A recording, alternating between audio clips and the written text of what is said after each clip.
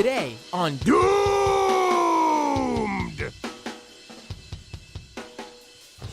With progressives like these, who needs conservatives?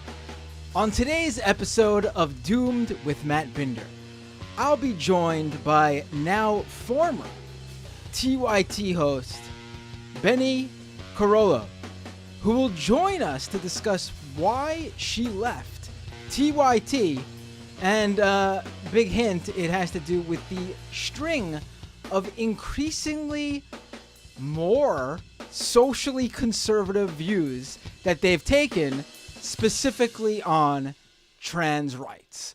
And let's pull up Bennie right now. Give me 1 second here. And there you are. Bennie, thank you so much for joining me on the show today. Yeah. Thanks for the invite. It's great to be here. Now, everyone should know first a little bit about your background. If maybe they're not familiar with, Bennie Carollo, and, they want to know, okay, what's going on here? On this show, we usually cover a lot of right-wing media, what's going on the right and the far right, reactionary groups.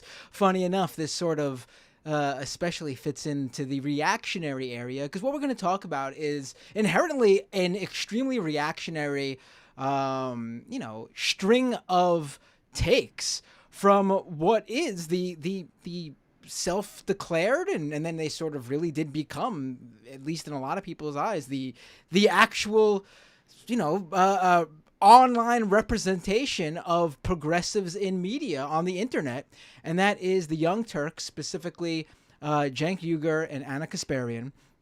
And you were a TYT contributor. You had a show on there. You were a host. Can you tell people a little bit about who you are, what you did at TYT, and then we'll take it from there. Actually, let's get them. Let's introduce them to Bennie first. Yeah, I guess so. Like, the big thing I got started doing at TYT was actually a show called Galaxy Brain, which was one of their Twitch exclusives. And on that, like, it was like, because, like, I'm this person that has like 4 degrees, and I've got like a bunch of experience in a ton of different fields, and so I was like, whatever, I'm gonna do the show where I'll take like 1 or 2 news stories and spend 2 hours breaking it down in like fine detail.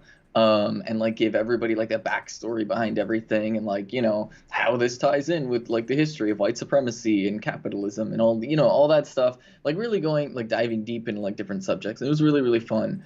I also, like, originally it was Rebel Headquarters, but then I moved over to The Breakdown, did little videos where it was like reacting to like news and politics and events. Eventually Galaxy Brain got canceled, and then doing the Rebel Headquarters stuff, then the Breakdown stuff, it kind of like took a big shift when like trans people became like public enemy #1 for conservatives, and a lot of my content kind of like started narrowing very aggressively to like just covering all of the anti-trans stuff that is happening across the country, because how could I not cover it, right? As like the trans person at the network, I felt like obligated to like spend a lot more time focusing on it, because it is like really, really important. It's really, really terrifying where the right wing is like trying to drag us, and like unfortunately, I think there's just a lack of understanding of like the real implications of some of the things that the right wing is trying to push. Like, for example, the drag ban that they tried to do in Tennessee, in its most loose interpretation, could have literally banned trans people from just being themselves in public. Now, a lot of cis people would be like, oh, that's like a really extreme reading, and who knows if they would actually enforce it like that. But like anybody who knows like cops and how cops normally behave, like a cop is not going to differentiate between what is a drag queen and what is a trans woman, And so like pointing out like, hey, this would effectively ban trans people from public life is really, really important. And it's just a perspective that wasn't like seen so much. And so like I kind of like felt an obligation to like focus on that like a lot more. And so that ended up kind of being like the main beat that I was like covering over at TYT on The Breakdown. Right. I mean, I myself, like, I recall before this whole, this trans panic being spread by the right over these past couple of years, that I would have trans guests on my podcast, my stream, when I was on the Majority Report, when I would go on other streams, talk with other trans guests, and they would be able to talk about all sorts of issues without being pigeonholed into only talking about like, these trans issues, trans policy. And like it's obviously, like you said, it's super important, and these things are ramping up now, and it has to be focused on. But like, I feel like it's so. I don't want to put people in this pigeonhole of like, it's trans issue time to get a trans guest on, because I'm sure you don't like feeling like that either, But unfortunately, it seems like we are in this spot where the expertise and real lived experience of trans people is absolutely necessary, based on the issues at hand, like the policy implications of like what you just gave a great example. It's really bad, and it's great to have someone like you though out there talking about these issues. Yeah, no, for real. I mean, because like there's just like a lot of stuff that cisgender folks just don't understand about trans people, and a lot of it has to do with just kind of like plain ignorance. A lot of people don't know trans people. A lot of people don't really hear about the inner lives of trans people very much.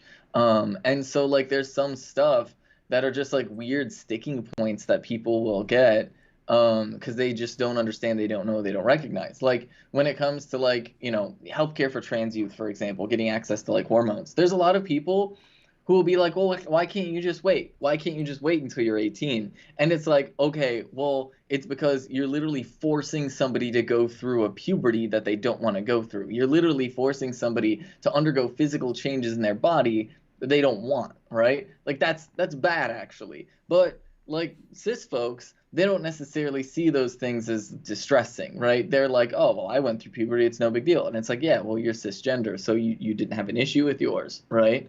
um and stuff like that, or like access to like hormones in general, right? Or like the specific barriers that right wingers will try and put in place to prevent people from getting hormones, or to make it more difficult by adding obstacles like, oh, you have to get diagnosed with this, that, and the other thing. And it's, well, okay, it's expensive to get diagnosed with this, that, or the other thing. On top of that, there's some doctors that won't diagnose you with those things. Or like things like, oh, well, you won't be able to get hormones if you're diagnosed with autism, because as we all know, people with autism can't possibly be grown adults that make decisions for themselves, or, even just know something as simple as like their gender identity. Like, come on, it's so infantilizing. But like, unfortunately, there are a lot of cis people that buy into these arguments because they are not a trans person, they don't have the experience, they literally just don't know. And they have no understanding. I mean, a lot of people operate on this really like basic, I don't even call it basic, just this wrong-headed like idea about what gender and sex are. And they just sort of springboard off of their assumptions about like what biology is. I know people will say, oh, basic biology versus advanced biology, but like even in basic biology, they tell you about like intersex folks and like sex differences like among all the animal kingdom, right? And how all of these things are sort of like linked. And so it's really not even people knowing basic science, it's people just sort of making things up in their head and believing it. And I guess to Right. tie it into the topic of the day, that's where like Jenk talking about, oh, but there's just a difference between men and women in sports. And it's like, yeah, sure, okay, but also like, where does that difference come from? And wild concept, but maybe perhaps it comes from the hormones that are like running through your body, which quite literally turn on and off different segments of DNA, right? Everybody has male and female DNA. Every single person has both male, quote unquote, and female, quote unquote, DNA that can literally be turned on and off by hormones. That's how hormone therapy works. Right. Right. I And mean, so, yeah. I think you're absolutely. I'm glad we're actually talking about this up front, because I thought maybe we would start with the TYT stuff, but I actually think this is more important to put up front, and also I think it, excuse me, will help put everything we talk about in terms of what you experienced and TYT's turn here. In it'll be angled better for people who don't know exactly what's going on. To me, I think that my thought about this, and we're going to get into more about where this whole trans panic is coming from and what people like TYT are falling into.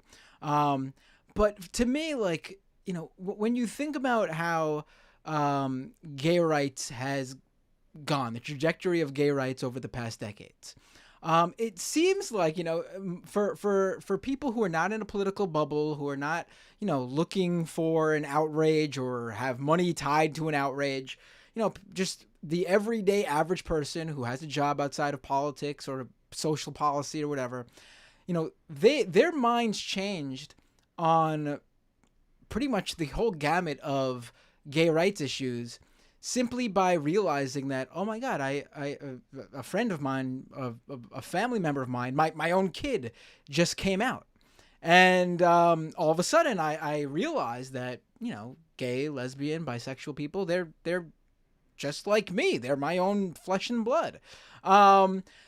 With trans issues, I think the fact that, in if you look at the trans population, they're relatively small compared to even gays and lesbians.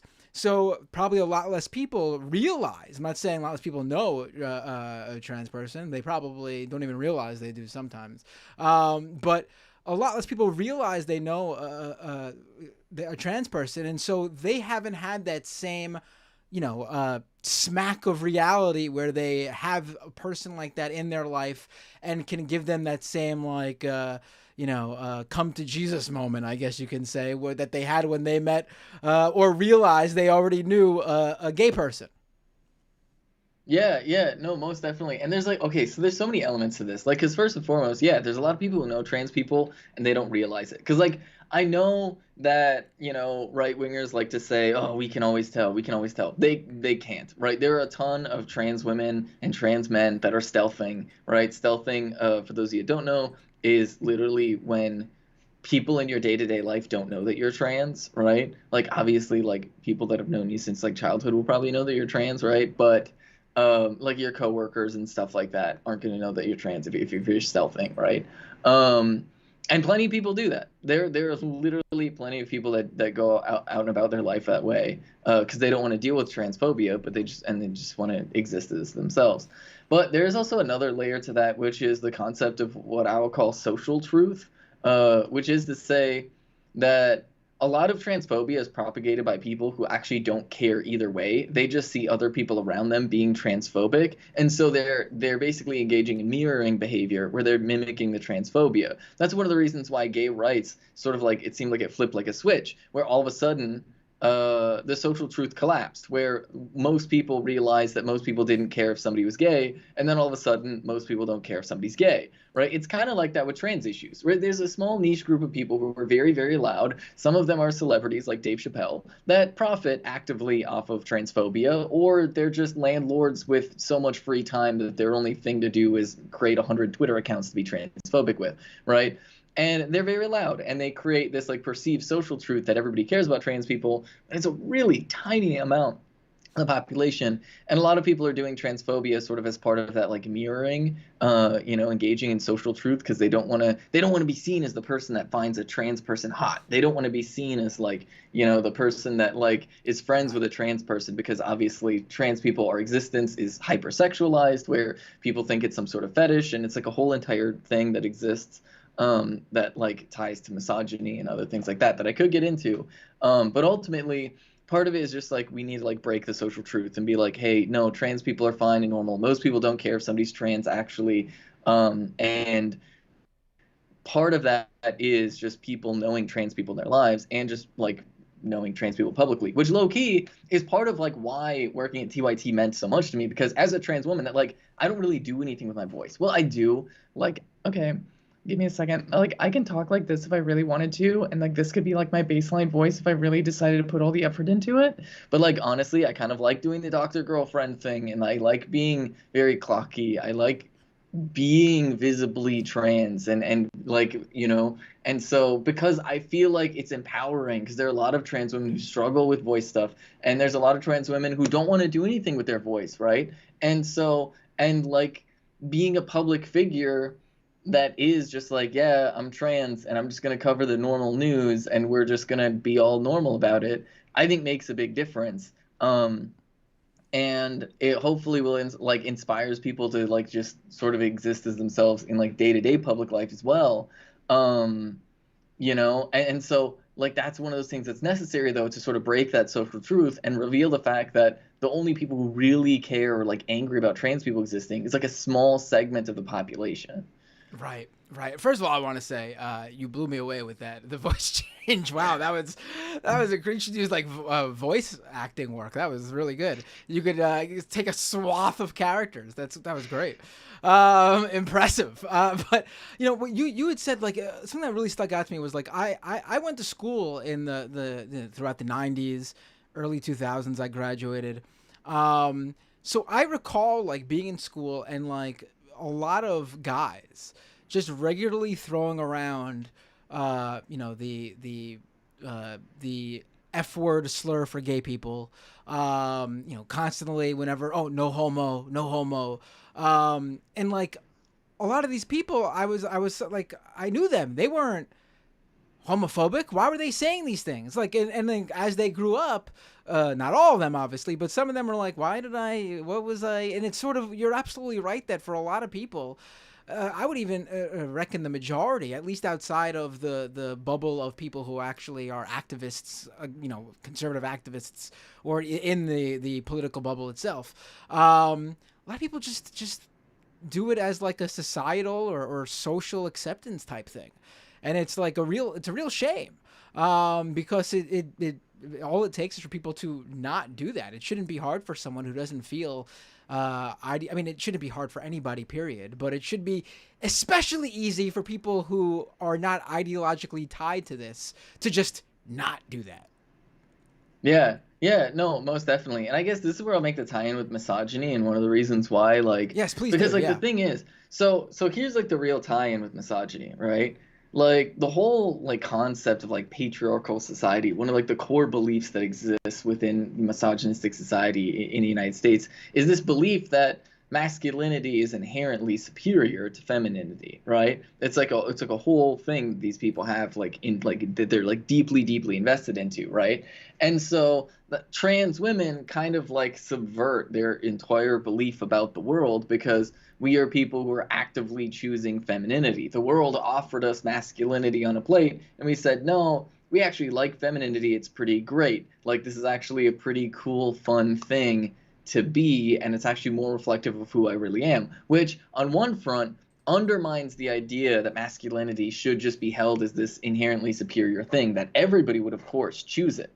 But there's the other layer to it under, like, once again, patriarchal society, which is this belief that a lot of people have that femininity is inherently sexual or only exists as something that women should be ashamed of but have to participate in as their role as baby factories, right? And of course, trans women, right, at least not with the current medical science that we have, can't play the role of being the baby factory for cishet men that they want so much, right? And so, of course, then it becomes this whole thing about like, yes, well then it must be like a purely sexual thing, because why else does femininity exist if not specifically for the sexual interest of cishet men, right? And that quite literally is how a lot of people have constructed in their minds. And now a lot of people have sort of picked that apart, at least when it comes to cis women, but not done the math over with trans women as well. And so people come in with these baseline assumptions, right?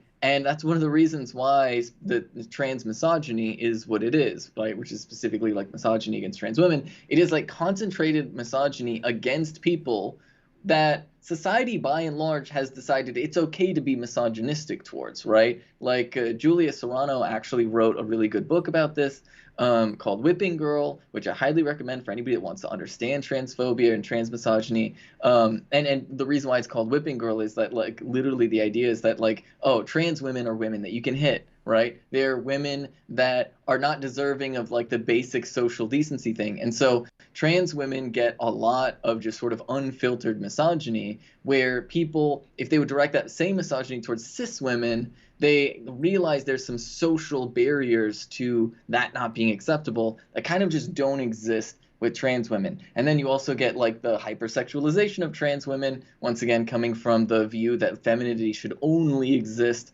to serve the sexual interest of men. And it becomes this huge, huge problem to pick apart, because then all of a sudden recognizing trans women as women becomes this weird sort of personal thing for a lot of people, where they have these really weird ideas where like on one hand like they struggle to cope with the reality that they can like find trans women hot but also don't want to gender trans women correctly, right? They want to view trans women as men that are just playing dress up.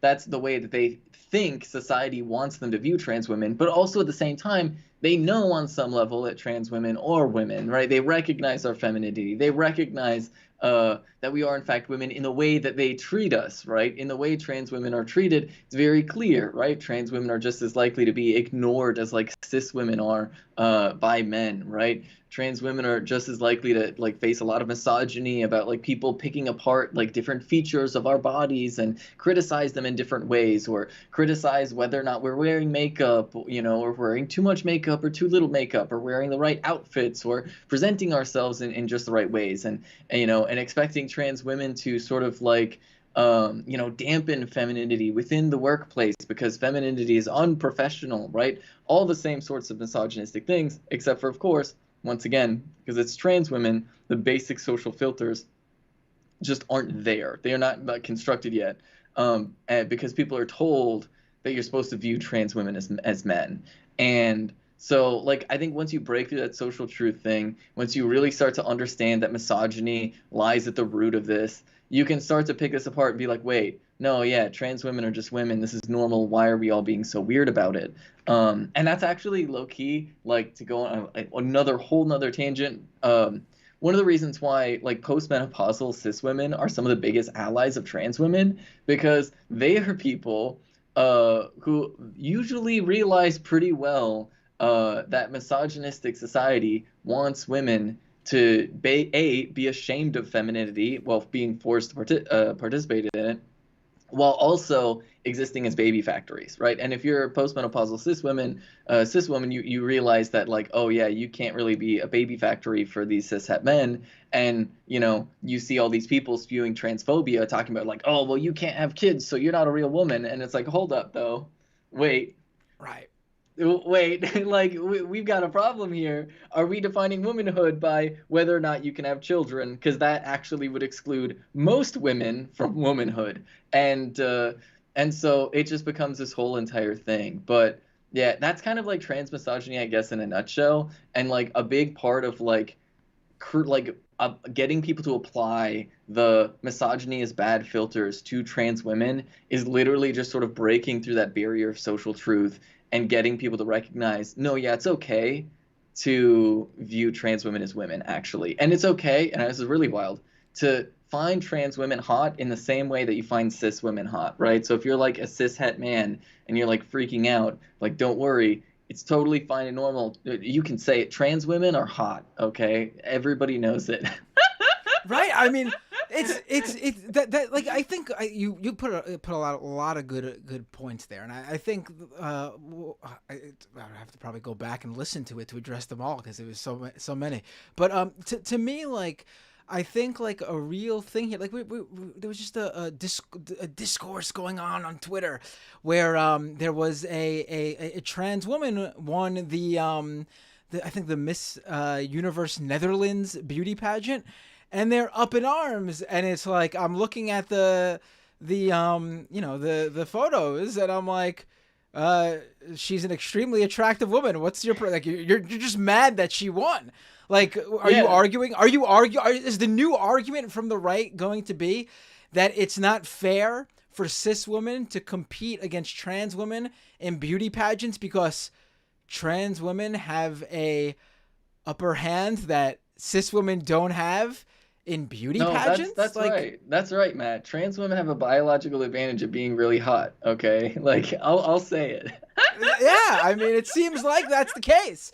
But I think one thing that I really wanted to stress too, and you pointed it out, but like the misogyny often does lead to violence, and a lot of times you hear from trans women who say like, I mean, there's been cases where they didn't even get a chance to tell their story, but because it takes their life. But like a lot of times, the trans women experience violence based on that very sort of thing, where like a guy falls for someone doesn't maybe realize they are trans and then is upset when they find out that, oh my God, they could possibly be attracted to a trans woman. And instead of just being okay with that, they take it out on the trans person, unfortunately. And it's very, it's a very disturbing thing that happens here.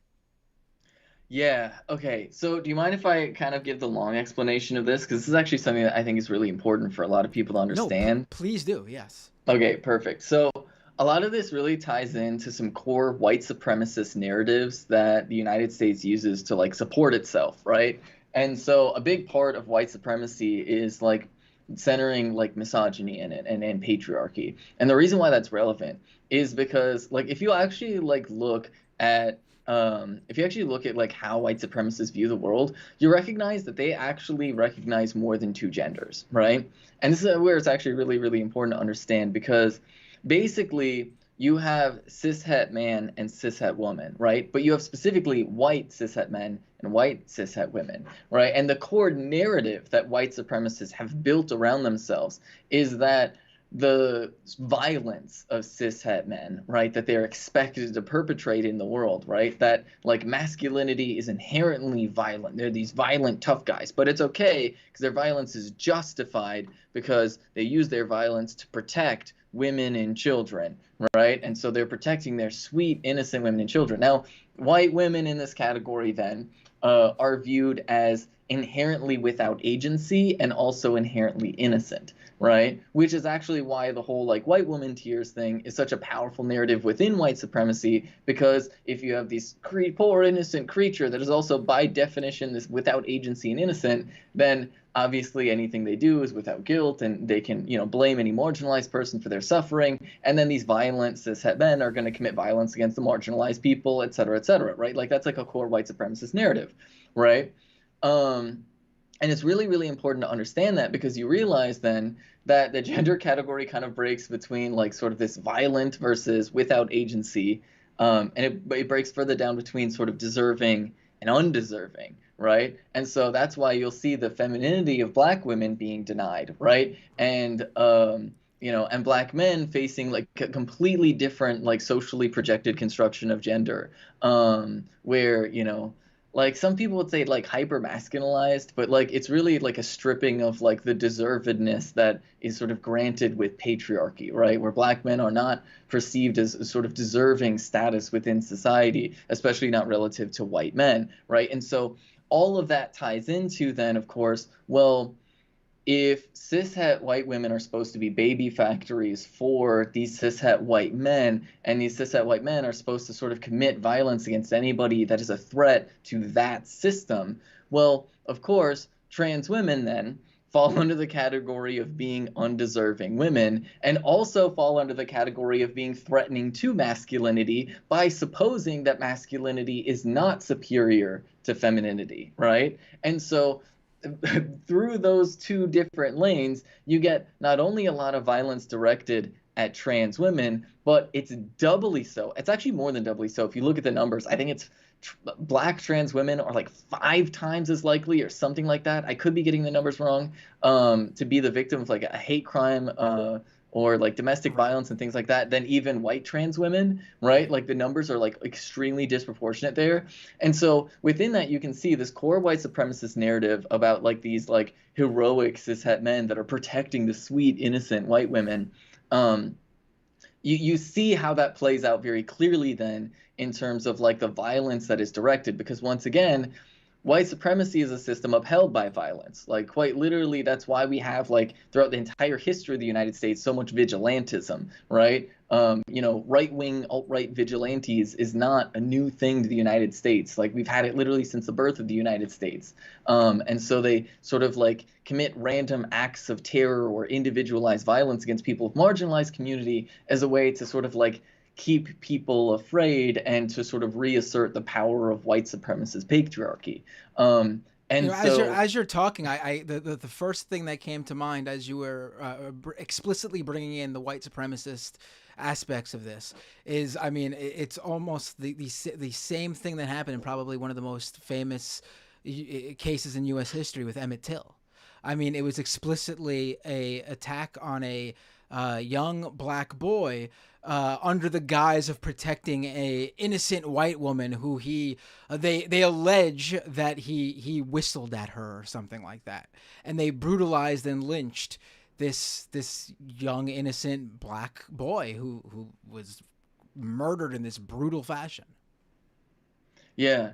Yeah, and it's just really really horrific, right? And like unfortunately it all ties back to these like white supremacist narratives that I think people don't realize how much they buy into these. Like that's one of those things that's really terrifying is they don't realize how much they buy into these, right? Like you'll have cishet men who like on some level are fine with trans people, but on another level have like weird hangups. And it comes from like a lot of these core ideas being embedded into their mind, right? Like when we talk about main character syndrome, for example, main character syndrome is a byproduct of white supremacy telling men that they should be centered in every conversation, specifically telling white men that they should be centered in every conversation, right? And one of the reasons why trans women existing is so bothersome to them is because you have, once again, somebody who's actively choosing femininity. And that really twists their brain because, in their minds, why would somebody choose to not be the main character? Why would somebody choose to be an NPC? That's how they view the world, even if they don't realize that that's how they're viewing the world, right? That's part of why they have those like different hangups. And then of course they believe in these core narratives about like women supposed to be baby factories, and if they find themselves attracted then to a trans woman, they're like, wait, this doesn't make any sense, that doesn't fit the baby factory narrative, and so that twists their brain too, right? And so it's like all of these things are like deeply deeply related, and the reason why I try to make sure to bring this up is because there's a reason why there's disproportionate violence against specifically black trans women, and there's a reason why you really cannot fight transphobia without also fighting white supremacy. Right. No, absolutely. I mean, again, if you think about the historical, if you think about this in historical context too, like, because look at again another the most obvious case is how, when the Nazis were rounding up people and carrying out their acts of terror in Europe, the first people they went after were trans people. One of the first book burnings was at this medical facility that was ahead of its time in terms of its care for transgender people. This is something that all you have to do is just look in the past and completely understand what could be possible, what's happening now, and what could potentially be down the road in the future. And I that's why I want to be explicit here and letting people know that like this is something that should be taken with the utmost sincerity and urgency, because it's not just like we're seeing some the loud voices who are dying out. I think on this specific issue we are going backwards, and it is No, yeah. and it's something that it's not something that I think I've seen in my lifetime in terms of like just an obvious like complete U-turn on an area of social progress like we're doing here. And it's also for anyone who's gay, lesbian, bi watching this, you should also see how it's also very clearly directly affecting the full rights of LGBTQ plus people across the spectrum. Like it's not just affecting trans people. You can clearly see how it is turning. I mean, one of the biggest like rallying cries on the right now is like, oh, they said they just wanted to get married, right? And now look at them. Now look what's going on here. They just wanted to get married, right? Like that's they constantly are bringing this stuff up. So it's very clearly something that is not just going to affect. And even if it was, though, we should still be standing up for that small marginalized group. But I just want to put across that it's not just affecting one group.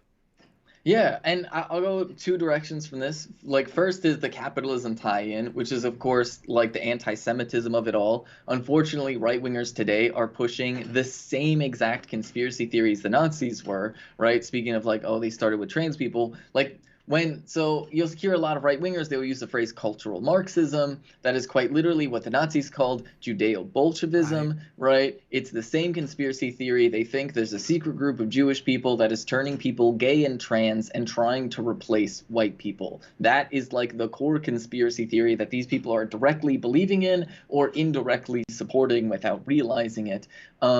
It's literally the same exact thing, which is why you're also seeing the rise of anti-Semitism at the same time. And like, yes, things are actually getting provably worse. Like trans rights are actively moving backwards in state legislatures. There is rapidly increasing hate crimes against trans people and queer people broadly.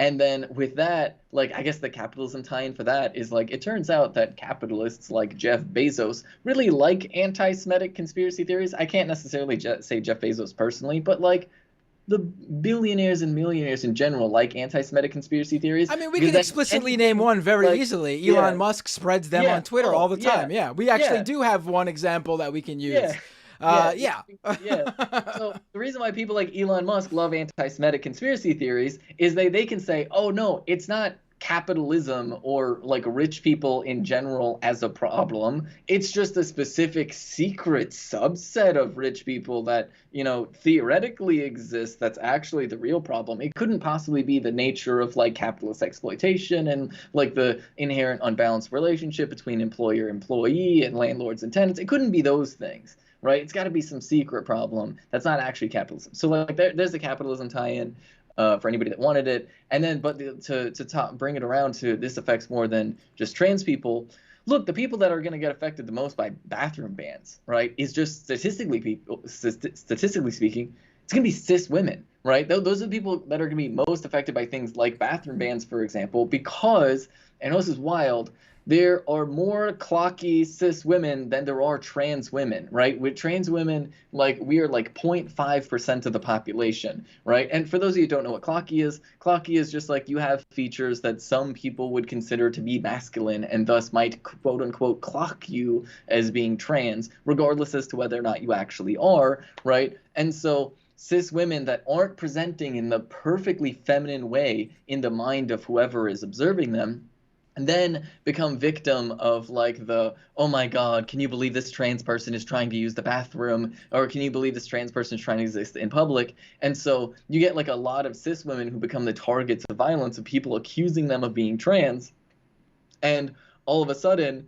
you start to realize that this whole movement is very clearly white supremacist on its face at that point, where they're trying to enforce a very strict, rigid, narrow definition of what femininity is and trying to get cis women to manage their own presentation. They're trying to get cis women to manage their own behavior to fit within narrow constraints and narrow confines of what they think women should be. And so in their attempts to exclude trans women, the ulterior motive that they have, right, the real desire that they have is to try and force women broadly into a very narrow definition of femininity, a very narrow definition of womanhood. And that is, I think, what is so sinister about this, that it is going to target a lot of people. And like, sadly, look, there's a lot of cis women that are running around like proudly proclaiming themselves to be baby factories, not realizing that, hey, they might have some sort of trait or feature or interest that these white supremacists might not consider to be all that feminine, that they might get harassed for too, that they might face violence for too. And so that's one of those things where the fight for trans people to just be able to exist as ourselves is very much a fight for everyone to have basic bodily autonomy and for everyone to have their ability to have their own gender expression, right? And cis people just kind of don't think about their gender in the same way. They don't think about the right that you have to wear pants because they take it for granted. And you learn really quick when they go after trans people and the ways they try and police trans people that the right to wear pants is something that was hard fought. And I don't think we should have to fight that fight again. Same thing with the right to wear a dress in public, right? It really should be an open door either way for however you want to express yourself. And unfortunately, these right wingers are trying to close that door. And there's a lot of people who are sort of misunderstanding what doors are being closed for who. Right, right. First I want to say that I wish that the Jewish part of me could turn people gay and trans, like right wingers think the Jews can do, because I would easily make the world a much better place with just a few a few movements of my hand and a few points at a few people. It'd be really easy to do.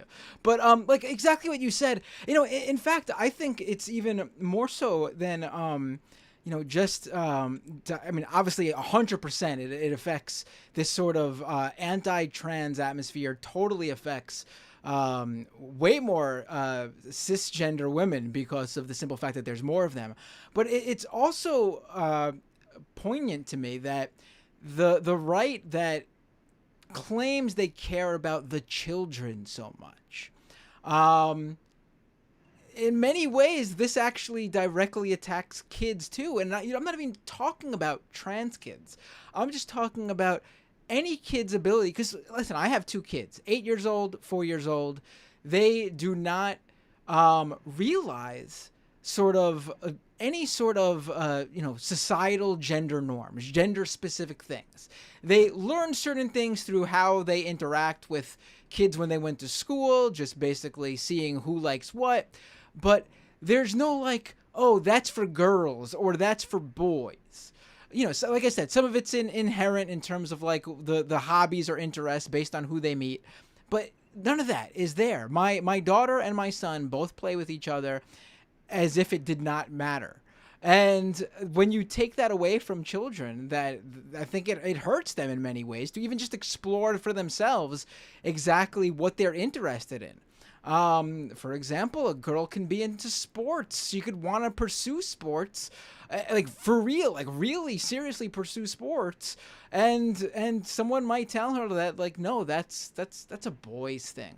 Well, you're completely denying her the ability to do that. And I mean, even more directly, what we've seen in specific instances now when it comes to these this anti-trans panic is that we've seen instances where people have showed up to kids' sports games and have claimed that, like, oh, that girl on the other team was playing against my granddaughter. I don't think that's really a girl. Someone should check her out.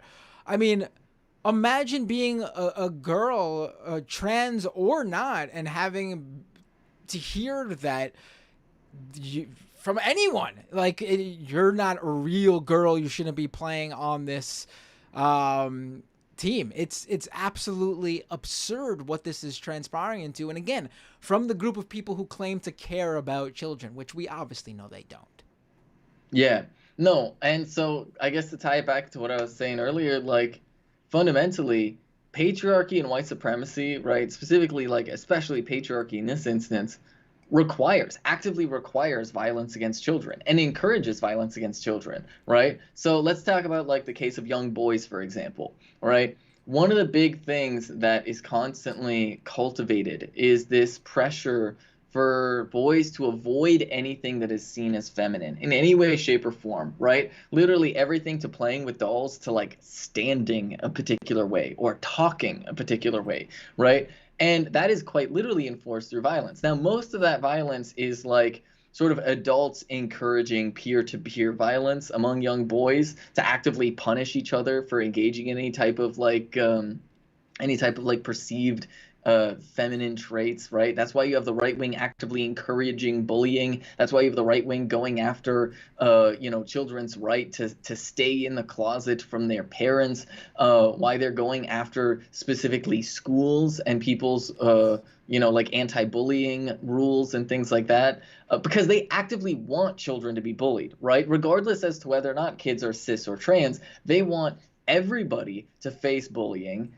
In that instance, anybody who's assigned male at birth is expected to be bullied relentlessly for engaging in anything feminine, because they're expected to learn, once again, that femininity is inferior and subordinate to masculinity, right? And there's supposed to be a bunch of shame wrapped around any expression of femininity. And then on the flip side of that, right, people who are assigned a female at birth, right, they experience a different thing where they're expected to be constantly ashamed of femininity. Remember, nobody wants to be, the dumb slut Britney Spears, the celebrity, but also you should do everything that you possibly can to look like Britney Spears, but you should be ashamed of that fact. And then also Right. this constant normalization of sexual harassment, right? Like a big part of this is no, no, no. If this boy is bullying you, harassing you, it's because he likes you. It's because he likes you, right? And then like all of the creepy, weird comments that young AFAB folks face from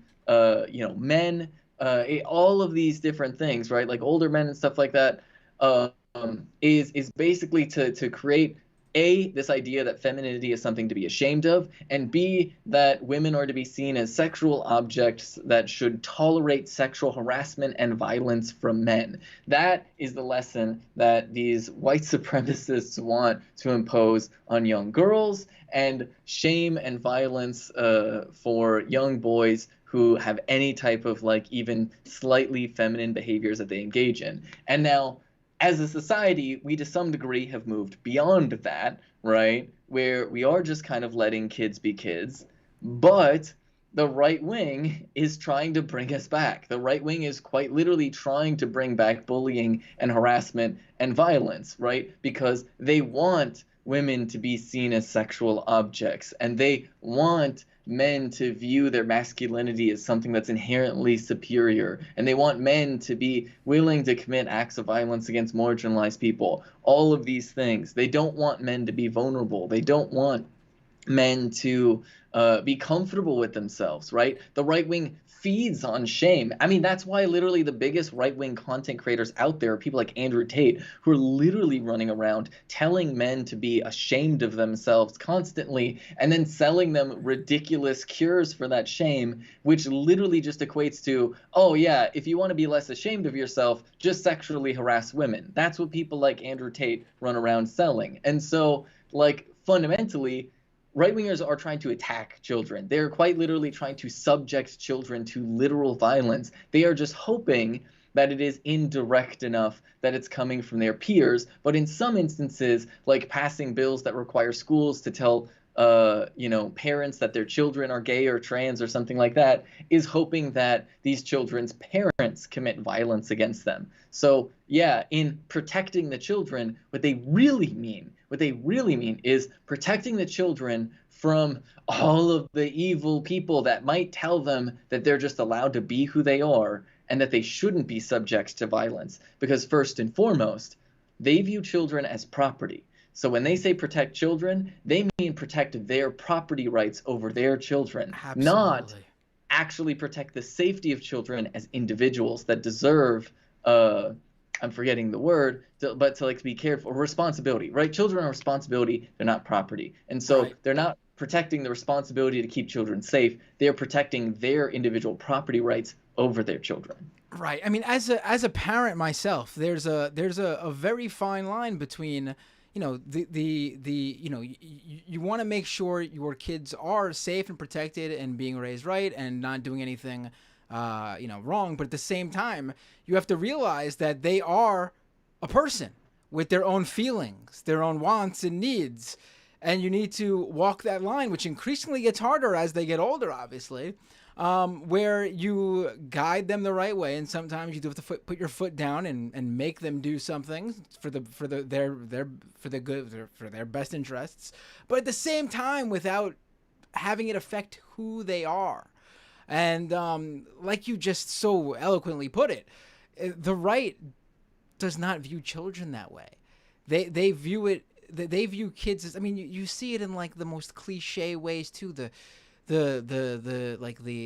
whole trope of like a father like harassing their daughter's boyfriend, or even the fact that you'd have to ask the father for permission or whatever. Like, no, that's not how things work. That's not how things. Like, the fine line here would be like a father standing up and telling the daughter that her boyfriend is abusive, and he sees that, not a father saying you can and cannot date whomever.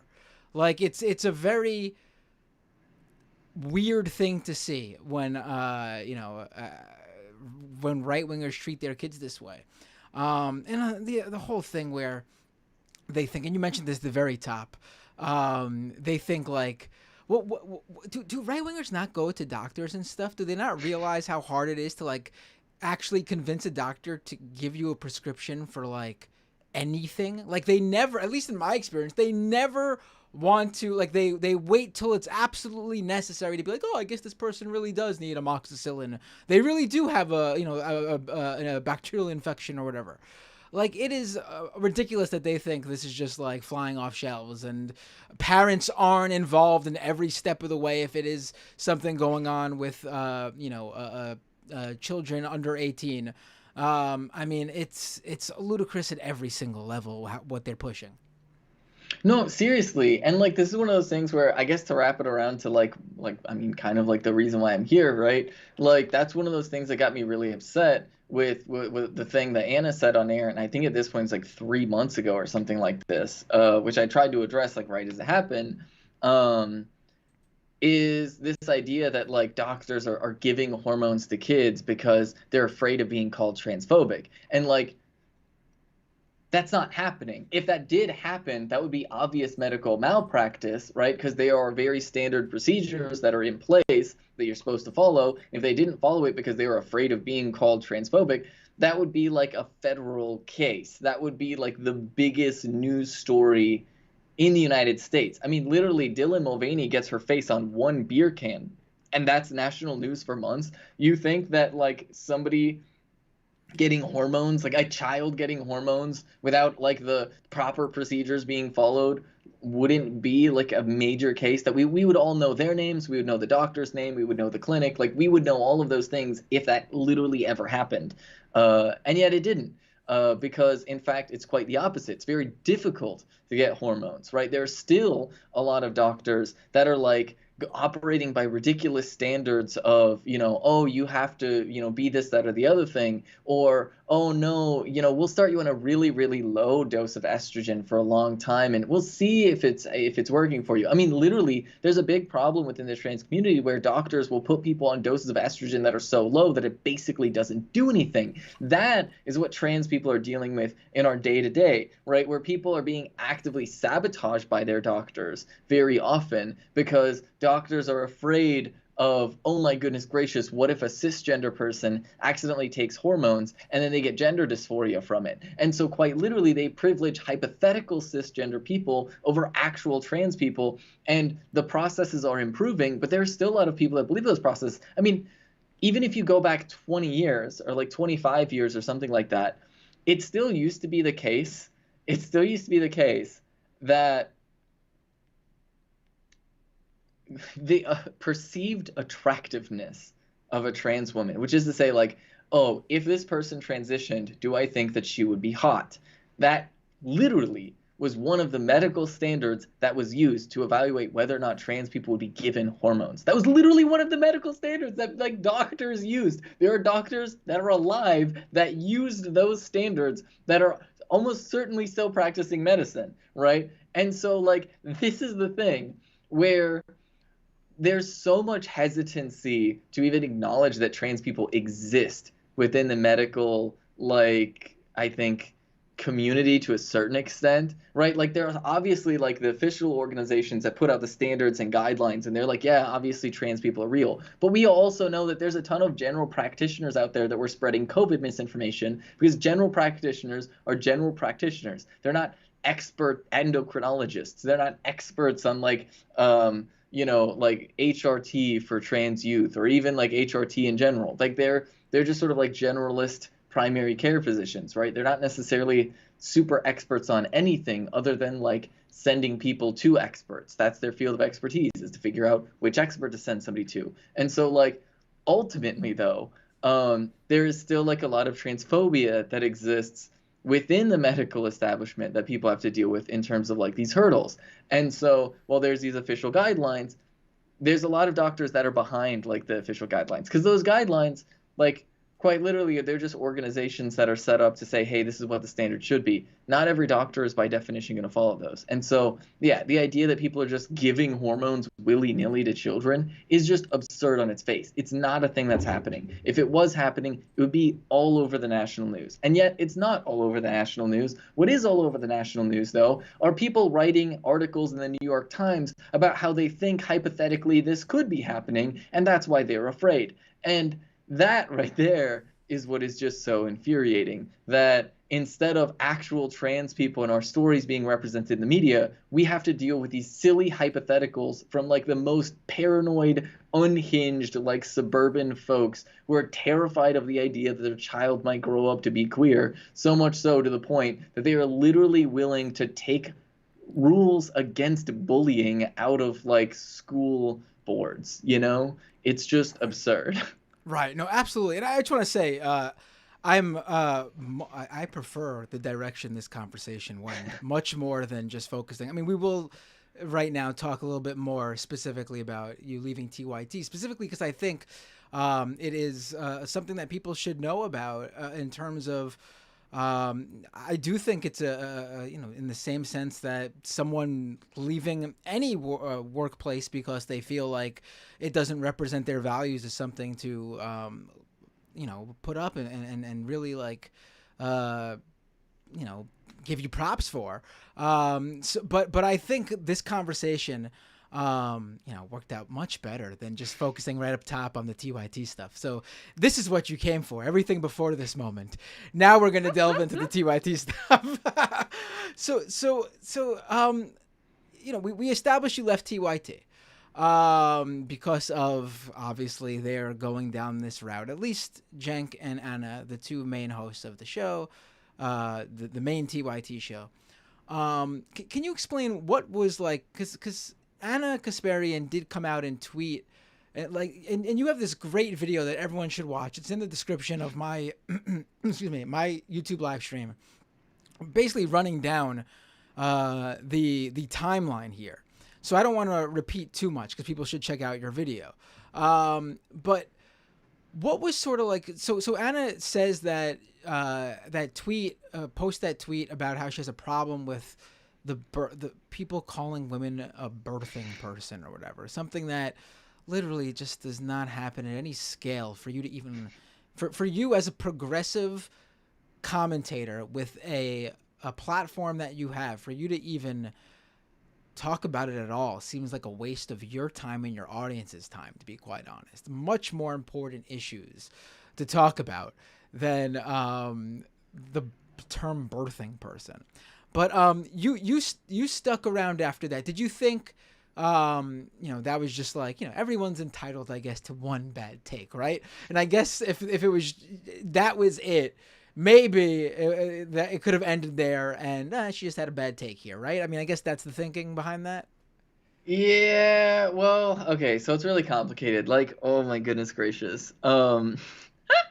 That stressed me out. I'm not gonna lie. That freaked me out. I actually went into like some of like Anna's replies at that point to say like, "Hey, this is silly. What are you talking about? Like, what are you doing?" But of course, like Anna kind of like didn't respond to any of the trans people that were like saying why that was silly, or pointing out the simple fact that she said the same thing, that hey, complaining about birthing person is silly, like literally like several months prior. Just that's like its own thing. But that's one of the parts where I really started freaking out a little bit, where it's like, oh my god, what do I do? This is a little bit terrifying because I've seen this before, right? This is literally how J.K. Rowling started, right? And we all know where J.K. Rowling is at now. And so, like, the unfortunate reality is this has been a very, very long process of me thinking about how long do I stick around TYT? What do I tolerate? What is the line? How do I balance me being a voice that is like speaking on behalf of trans people versus me being there, being some sort of like tacit endorsement of their views, right? And so, like, I mean, literally, I've had so many conversations with each of my girlfriends and my boyfriend, like, about this over the past, like, several months about, like, what do we do? How do I, like, deal with this, especially considering that, like, that's a big chunk of my income? And so like I pushed back as much as I could, right? I sent some DMs, right? I ended up like reaching out to different people saying like, "Hey, like can you talk to Anna? Like what's going on?" Like and they kept doubling down and defending it. And like that whole arc was so silly because it was literally just like, "Hey, AOC is going to say birthing person because when she talks about legislation that's getting passed, she's specifically talking about abortion rights. And we want to make sure trans men are included because, and I know this is really wild, legislation affects everybody in the country, not Right. just cisgender women. And so you need to make sure that they're being inclusive with their language so that you don't reverse an abortion ban in a way that still leaves abortion banned for trans men, for an example, right? Like, like let's just live in the real world here for a minute. That's why politicians use the language that we do. We live in the year 2023. We know that politicians intentionally use clunky and weird language sometimes because they're trying to be specific in a legalese sort of legislative way. We understand this. That's part of being an adult that lives in a society, right? And it's something that Anna did understand a year ago, right, when she talked about this same exact thing, talking about how right wingers were being silly, complaining about the exact same thing. And then it just kind of like progressed from there. And once Anna got on everybody's radar, right, that's when like the alarm bells going off, and you have all these people on Twitter, like these trans people on Twitter, who are now like, okay, we're going to keep an eye on TYT because it looks like Anna Kasparian is going to be doing this anti-trans arc. And unfortunately, the arc continued and escalated. I don't know if you wanted to intro like the escalations that happened or if you want me to like No, keep please, going. please go ahead. I mean, it means more coming from you. I'm just here to facilitate. But if you've got it, if you could take it from here, please go ahead. I mean, Yes. it is. I will say before you go down the next event in the timeline, I didn't realize that she previously did address that sort of language. You said what, like a year ago, which is weird because I mean, what has she gotten herself into since then? Is this has she gone down a rabbit hole? Is this a very sort of aware is she a full awareness of the turn she's making, and it's a very strategic one? I mean, we could get to that, I guess, after the timeline, but I just thought of it now as you mentioned that it's because that's not so, like, someone may not know about trans issues and then go down that path, but for someone to actually speak out for trans people and then reverse themselves on that position is not something I guess we usually see, at least accidentally. Yeah, I mean, the unfortunate reality is if you know enough trans people, like you'll find that there are unfortunately a lot of people that fall down this rabbit hole, like who are like previously allies. Some people who even know trans people, or like it'll be like somebody's parent that will like be fine with them being trans, and then all of a sudden 3 years later they're calling them like a groomer. Like unfortunately that is like a real thing. People just getting sucked into rabbit holes like this. And I know exactly which rabbit hole that like at least Anna Kasparian is engaging with. It's Jesse Singal's like nonsense that he's pushing, which I guess I should have guessed that she was getting it because like the next point in the timeline, because at this point, right, you've got all these trans people who are like, yep, I see the transphobia starting, so we're gonna keep our eye on TYT. And because here's the thing, I'm the trans person at TYT. So like if somebody at TYT says something about trans people at this point, they're coming to me with it, right? Like they are coming to me saying, Ben, what is happening with your coworkers? Because like it or not, like kind of being like tokenized in a way, you do have to deal with like people coming from your community asking you what your coworkers are doing, right? That is just the thing. We can have a conversation about like how stressful and it's unreasonable to put people in a position where, you're like policing the behavior of more privileged people around you and in the same spaces as you. But ultimately, that's the reality of being an internet person, is I'm going to deal with that and I'm going to be aware of everything TYT says about trans people. So then I see this clip, right, of Anna Kasparian saying something along the lines of, oh yeah, there's some doctors that are giving kids hormones because they're afraid of being called transphobic.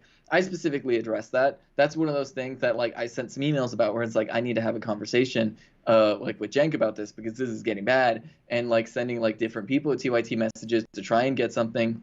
I proposed like, hey, let's do something on the air because like this is wrong. I think I sent Anna a DM specifically about that, saying, do you have any evidence for this happening? And that is actually the point where I should have guessed that she was listening to people like Jesse Singal, because like that's his whole grift, is like fear mongering about like specifically puberty blockers and hormones for trans youth. Which, by the way, the more somebody talks about puberty blockers for trans youth, the less they probably know about HRT, the less they probably know about like what healthcare actually looks like. Because the truth of the matter is, puberty blockers are a compromise, right? Like the whole pitch for puberty blockers is literally, hey, let's slow down puberty so that parents are more comfortable with it taking a long time for their kid to be trans, right? Like literally, like it's more about parents coping with their child being trans than it is about actually respecting the trans child, because there's no reason, for example, why when your puberty starts, you couldn't just start hormones right away. Puberty blockers is an unnecessary component that is just there to delay. It kind of comes from this holdover of like, no, you have to prove that you're feminine enough, or you have to prove that you're masculine enough. And it literally comes mostly from people who really want to push conversion therapy, right? Where they see that as their like, this is our entry point for, we have to do conversion therapy. And if the conversion therapy doesn't work, then I guess we'll let these trans people have their hormones that they desperately want so bad, right? And so that's where like the puberty blockers come from, like historically.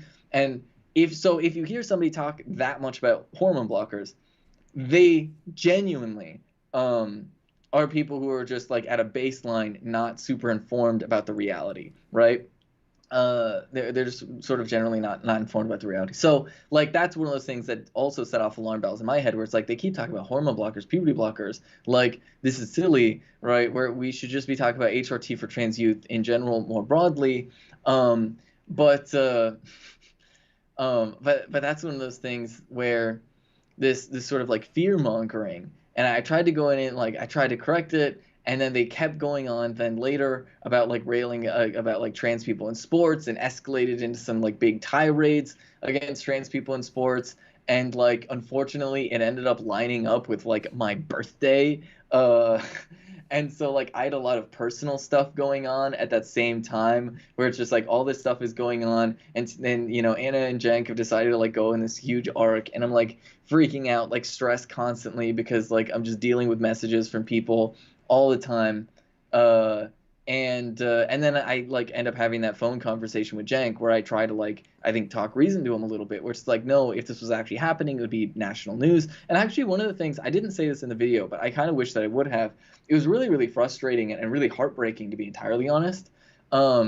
Was I told Jenk, I was like, look, Jenk, there's a lot of trans people who are like in college, in like journalism school, that have like reached out to me as like an inspiration, and like asked me for tips if they want to like start like a media career and stuff like that. And I've had to deal with a lot of messages from them saying, hey, I don't think I would feel comfortable working at TYT. That used to be something that I thought would be a dream job, but I don't think I would be comfortable working at TYT with the things that Anna and Jenk had said.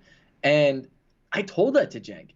And the response that I got from Jenk was literally, oh, well, those people are just gunning for your job, right? They want you to quit so that they can come in. And jeez. And I'm like, dude, wow. how clout brained are you? Like, what is this? Like, are you kidding me? Like, maybe people actually care about transphobia. I don't know. Maybe trans people actually care about transphobia, and they could be like personally affected by something, and aren't just like clout brained about everything. And then also like the idea of like, what do you mean they would come for my job? Like, there's what is there just like one spot for a trans person? Right. It's That's like, what I was thinking. When you said that, I was like, he just outed himself as basically admitting that like TYT will only ever hire the token trans, right? I mean, just individual. It's unbelievable that he would just say that, I guess, without realizing, because I don't know how you would say that with full realization of what you were saying. For real though. Okay, but for real though. And so it's like, oh my god. And like, so, and then like the conversation, and this is one of those things that's like was just very disheartening, was like the conversation about like trans people in sports. Like, the big issue with that isn't even necessarily like the argument about sports, which I literally told Jenk. I'm like, look, Jenk, if you disagree about trans people in sports, I genuinely, personally do not care. But ask yourself why you're bringing it up at all. if you really don't like, if you really just disagree, like just stop for a second and like instead of trying to have this weird nuanced conversation about science that you personally don't know about, why don't you just focus on how unhinged the right wingers are? Because it's easy. That's easy to focus on how unhinged the right wingers are. Like transphobes have to be some of the silliest, most ridiculous people out there, and they're so easy to make fun of, right? And so I'm like, why don't you just do that? Instead, I offer that to him as you don't need to change your mind on this. You just need to shut up about it and focus on like going after the people who are trying to take my rights away, right? Who are trying to take the rights away of like all the trans people in the country. It's actually not that hard, right? And but like during that whole conversation, there were just a lot of things that he said that really just revealed like, oh no, like you think that being trans is like an extra bonus thing, right? You think that hormones are like an extra bonus thing, right? Because like, look, as trans people, we know, like trans people know when you actually view us as who we are. Like, I know if you view me as a woman or if you think I'm just a gay man playing dress up, right? I know trans people know, right? If you're one of the allies that's so supportive, but really you just think trans people are just gay men playing dress up and that's really what's going on. Like trans people know we have to deal with this all the time. And so, like, unfortunately, the reality is the vibe that I got was like, oh no, Cenk just views trans women as men that are just doing this extra bonus thing, and like kept going on about like, oh no, Ben, you're in a bubble, right? You're living in a bubble. You've got all these trans people around you, and so like you don't really know like what most people think. And like I kept trying to stress like, hey, no, there's trans people of lots of different ideologies. I told him, I'm like, hey, I have trans friends who are like Joe Biden stands. They're theoretically to your political right. And he was like laughing.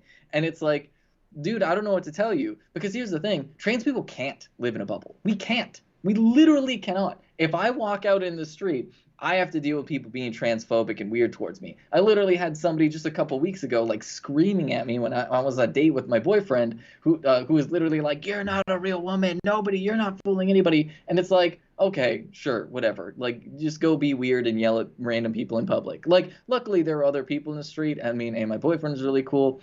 That were like, "Hey, what the hell is wrong with you? Why are you screaming this? You seem really unhinged and weird right now." But like trans people can't live in a bubble. We just do have to deal with a ton of baseline transphobia in society. So it's not that we're unaware of like what the right wing is saying. It's not that we're unaware of like transphobia and like where people are at on trans people. We're keenly aware. We literally have to be aware for our own personal lives and safety.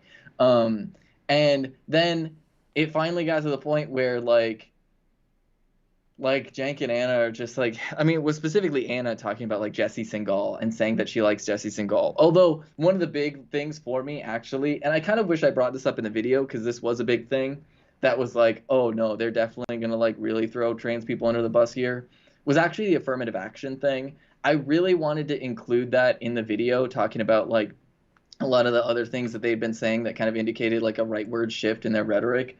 But like, oh no, like you're agreeing with the Supreme Court that affirmative action should be illegal? That's like super messed up. Like what the hell is wrong with you, dude? Like literally what the hell?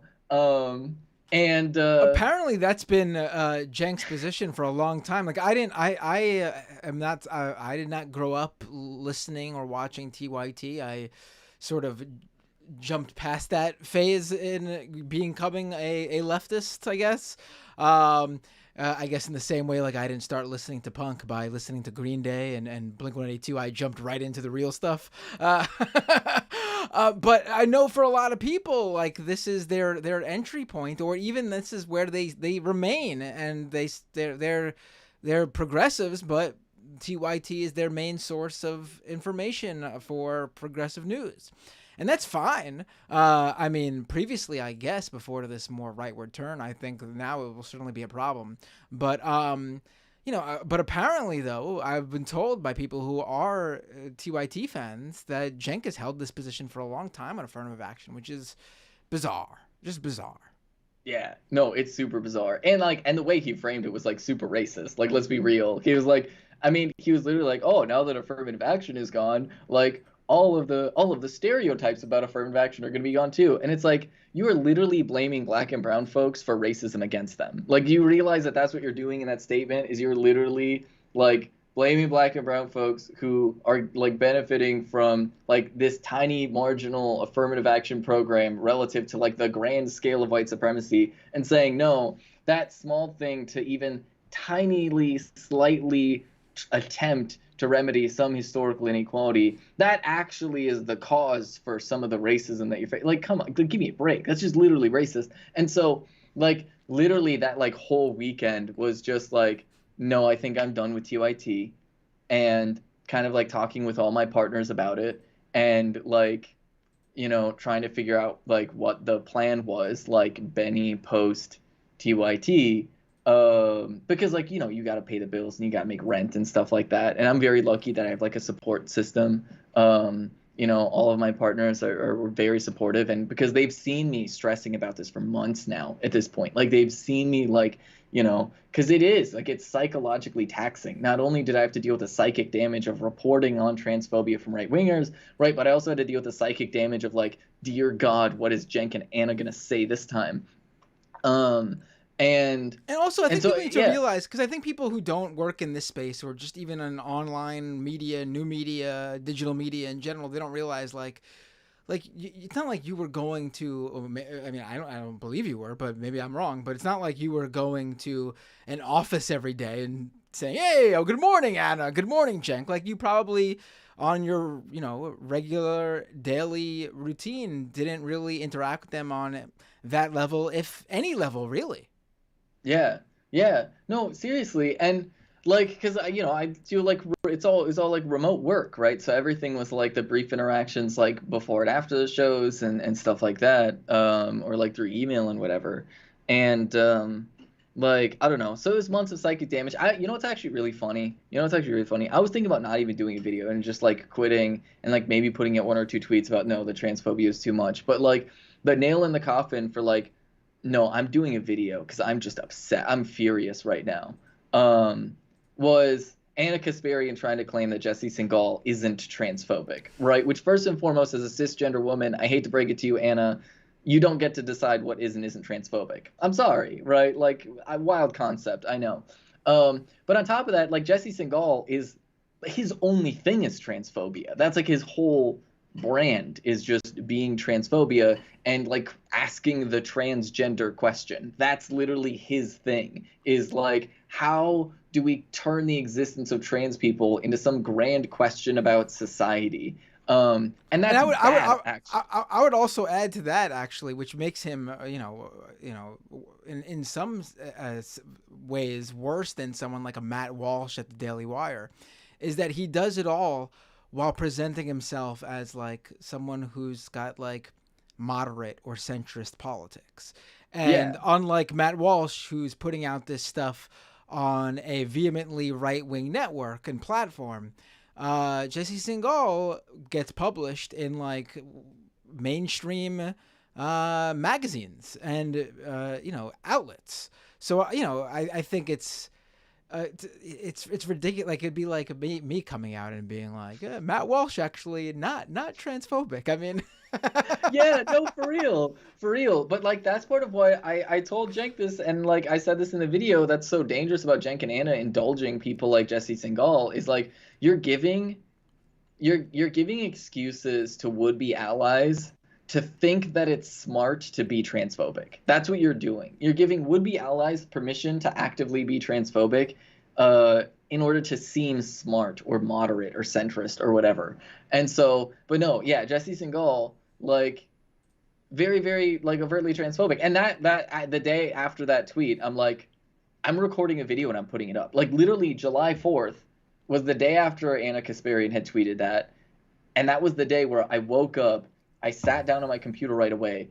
I spent literally like an hour recording the video, 4 hours editing the video, and then I hit publish, right? I literally could not physically get myself off of my computer, even though I was like, oh, I really need to get lunch. I really need to like get breakfast. I really need to go. And I'm like, no, I literally can't step away until this is done, because I was just genuinely so upset, where it's like, you like, because you're at that point you're going after trans kids, right? Like it's like the sports is one thing, and like the sports is bad, and then it's like very obvious that it's like, okay, you're being like fake allies, you think we're just playing dress up or whatever, like that's super annoying, like, but it's like, no, no, no, you're indulging somebody that is literally like has been like Jesse Singal has been cited in like anti-trans bills. I think it was like something like 100 or 200 anti-trans bills have specifically cited Jesse Singal's work. So like, and that's actually why like you'll see Anna and Cenk have been so flighty about answering the question about hormones for trans youth, right? They say that they support hormones. They say that they support trans healthcare, but you ask them specifically about healthcare for trans youth, and all of a sudden they become so wishy-washy, which once again reveals this core belief that being trans is this extra bonus thing and not just like a type of person that exists. Because if being trans is an extra bonus thing, then it makes perfect sense to make somebody wait until they're 18, right? But if you realize that trans people are just a type of person, right, that are trans, right, from the moment they're born, then you realize, oh no, it's actually horrific to force children through a puberty that they're not comfortable with, and then maybe we shouldn't do that. But the fact that they're willing to like indulge like Jesse Singal, like, and it really seems to be like Anna, to be honest, like leading the charge, because she has said, oh yeah, I follow Jesse Singal and I'm like totally like listening and he seems reasonable.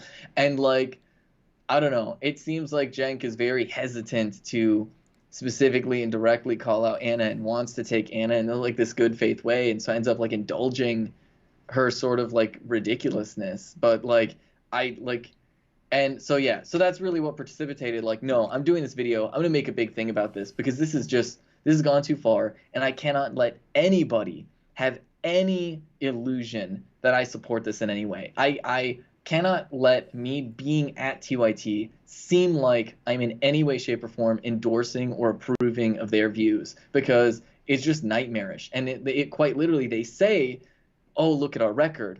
But your record is irrelevant, because what are you doing right now? What they're doing right now is fear-mongering about hormones for trans youth. And they can say that that's not what they're doing. But by supporting people like Jesse Singal, by putting out those like, well, I don't know, I could see this happening. Maybe people are getting too woke these days, the radical transgender activists. By doing that, you are actively giving permission for people to engage with the Matt Walshes, right? Like, because like, once again, to tie it into like Nazi Germany and the history of the last time we saw this playing out, where it's literally like, yeah, you've got the people who are like running around calling themselves Nazis, who are like committing hate crimes in the streets, but then you've got the people who are asking the transgender question, right, that are just these reasonable news people trying to get to the bottom of what's really going on, what is happening in Weimar, that present themselves as these reasonable people, and normalize the violence. They normalize people like Matt Walsh. So like, yeah, everything that Anna has said about like, trans people, everything that Cenk has said about like these like, oh, these trans rights activists are getting so radical, is literally giving more permission for people like Matt Walsh to speak, and literally encouraging people to engage with Matt Walsh, all while at the same time not actually listening to trans people who are saying what you're saying is ridiculous. Because I think a big part of it at that point just becomes, I think, hubris, right? If it's not outright bigotry, there has to be an element of hubris, which is, I'm this big smart news guy, so I couldn't possibly be wrong. But like at that point, it becomes irrelevant as to whether or not it's a grift. I know some people are speculating that, whether it's a grift, whether they actually believe this, whether they're just too proud to like eat crow and recognize that they might be wrong about something. All of those things are irrelevant. What is relevant is what they're saying about trans people and how they're actively harming trans people by painting trans people as inherently radical or extreme in some way. Right. I mean, I personally, I've said this over and over again. Like, I don't care on a personal level how Anna or Cenk or anyone in this space feels when they say these sorts of things on air, because the point is what they are putting out into the world, based on their platform too. I mean, the fact that they are this resource for so many people, there is without a doubt a non-negative number of people who view themselves as progressive, who are watching what Cenk and Anna say about trans people and are saying, oh, okay, I agree with that. Or now I feel that way too, because maybe Cenk and Anna, they feel like they've been given permission to feel that way by Cenk and Anna. Maybe Cenk and Anna has unwoken that feeling they had previously that they were wrestling with, that it's okay to feel that way about trans people or trans issues. So, to me, that's exactly like you said, the real issue here. It's also incredible to see, like, one of the main tenets of being a progressive is, and we hear this in issues when it comes to, and we've brought it up many times in this conversation, like abortion rights, for example, bodily autonomy. The idea that a trans person could not decide these medical decisions with their own doctor. And yes, when we're talking about underage kids, we include the parents in this, obviously. But I mean, we want to strip that ability away from trans people to decide between themselves and their doctor what the course of action is. And even with everything you mentioned too, and even the uphill battle it even is many times with their own doctor. But it's just absolutely ridiculous that here we are having this conversation about what is essentially two self-described progressives. And again, I think you've said it. I know Sam Cedar on the Majority Report made this one of his major points when he discussed this the other day. It's just like, if you are a progressive commentator with a platform like this and you actually do feel this way, but you are not making that decision, like in terms of like, this is what I want to spend my time on, knowing that I'd be actively hurting some of the most marginalized people in society, then really what are you doing? Like, why are you even just what are you doing? Yeah. No, okay, I have to admit, I watched that clip earlier today and I maybe cried a little bit about it because like I've been flooded with so much love and support from like other like progressive content creators and like people like Sam Cedar, and it is just very like heartwarming to see the amount of support, because I was terrified, because look, the people that you mentioned earlier who are like, ah, yeah, people are going to see this as permission to be transphobic, I know that they exist for a fact. Those people are in my YouTube comments now. They're in my DM requests in Twitter. They're in my replies in Twitter. They're all over the place screaming at me about how they think that I'm some unhinged, unreasonable radical. And like, I mean, notice like, it is funny. Like, can we just be real for a second? That like, look, the whole stereotype that people paint trans women as like, oh, these like unhinged people. They're so disconnected from reality. This, that, the other thing. And like, what does Jen call me on Twitter? Jen says, oh yeah, it's just very unhinged. Like, okay, that's right. The crazy trans person, right? That's the classic go-to. Thank you for putting that on Twitter. It's great to see people repeating that exact line in my replies. Very wonderful. I love to see that. Great to see where the harassment is coming from by the language that they're using, because I can tell like who somebody watches by like the comments they leave. And yeah, why would you call yourself progressive and push that thing? Why would you be so willing to burn bridges with other progressive content creators, right? With other like people in news and media? Why would you be so willing to do that? Like for what? Because you just feel like attacking trans people like that? Because I know this is really wild, especially when it comes to like hormones for trans youth. You don't have to have an opinion. You can just say it's for the doctors to figure out. Same thing with trans people in sports, right? Because like, and like, I've had a bunch of people ask me about this. It's like, Ben, well, what is the position I should have on trans people in sports? And it's like, it's really simple.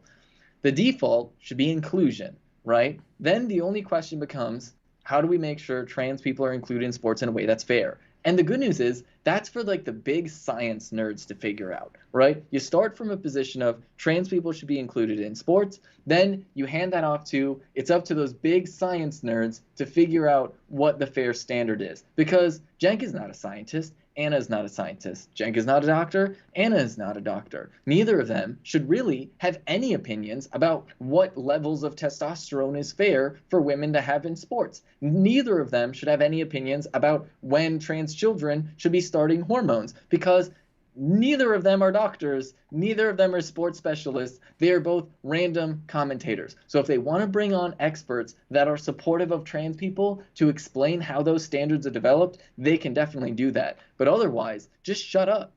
Right. I would even add one extra level to that in terms of like where you should then stand on which where the line is that you should care about it. I would add the one level of have you ever cared about that particular sport prior to talking about trans people?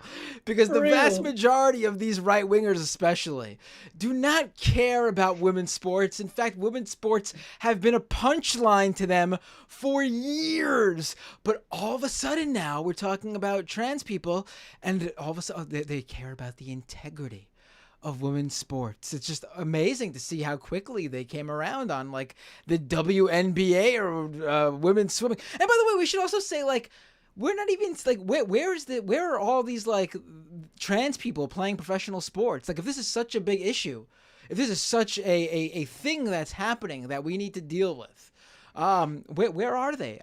Is there even a single trans woman playing in any professional sport in the U.S.? I mean, I can't.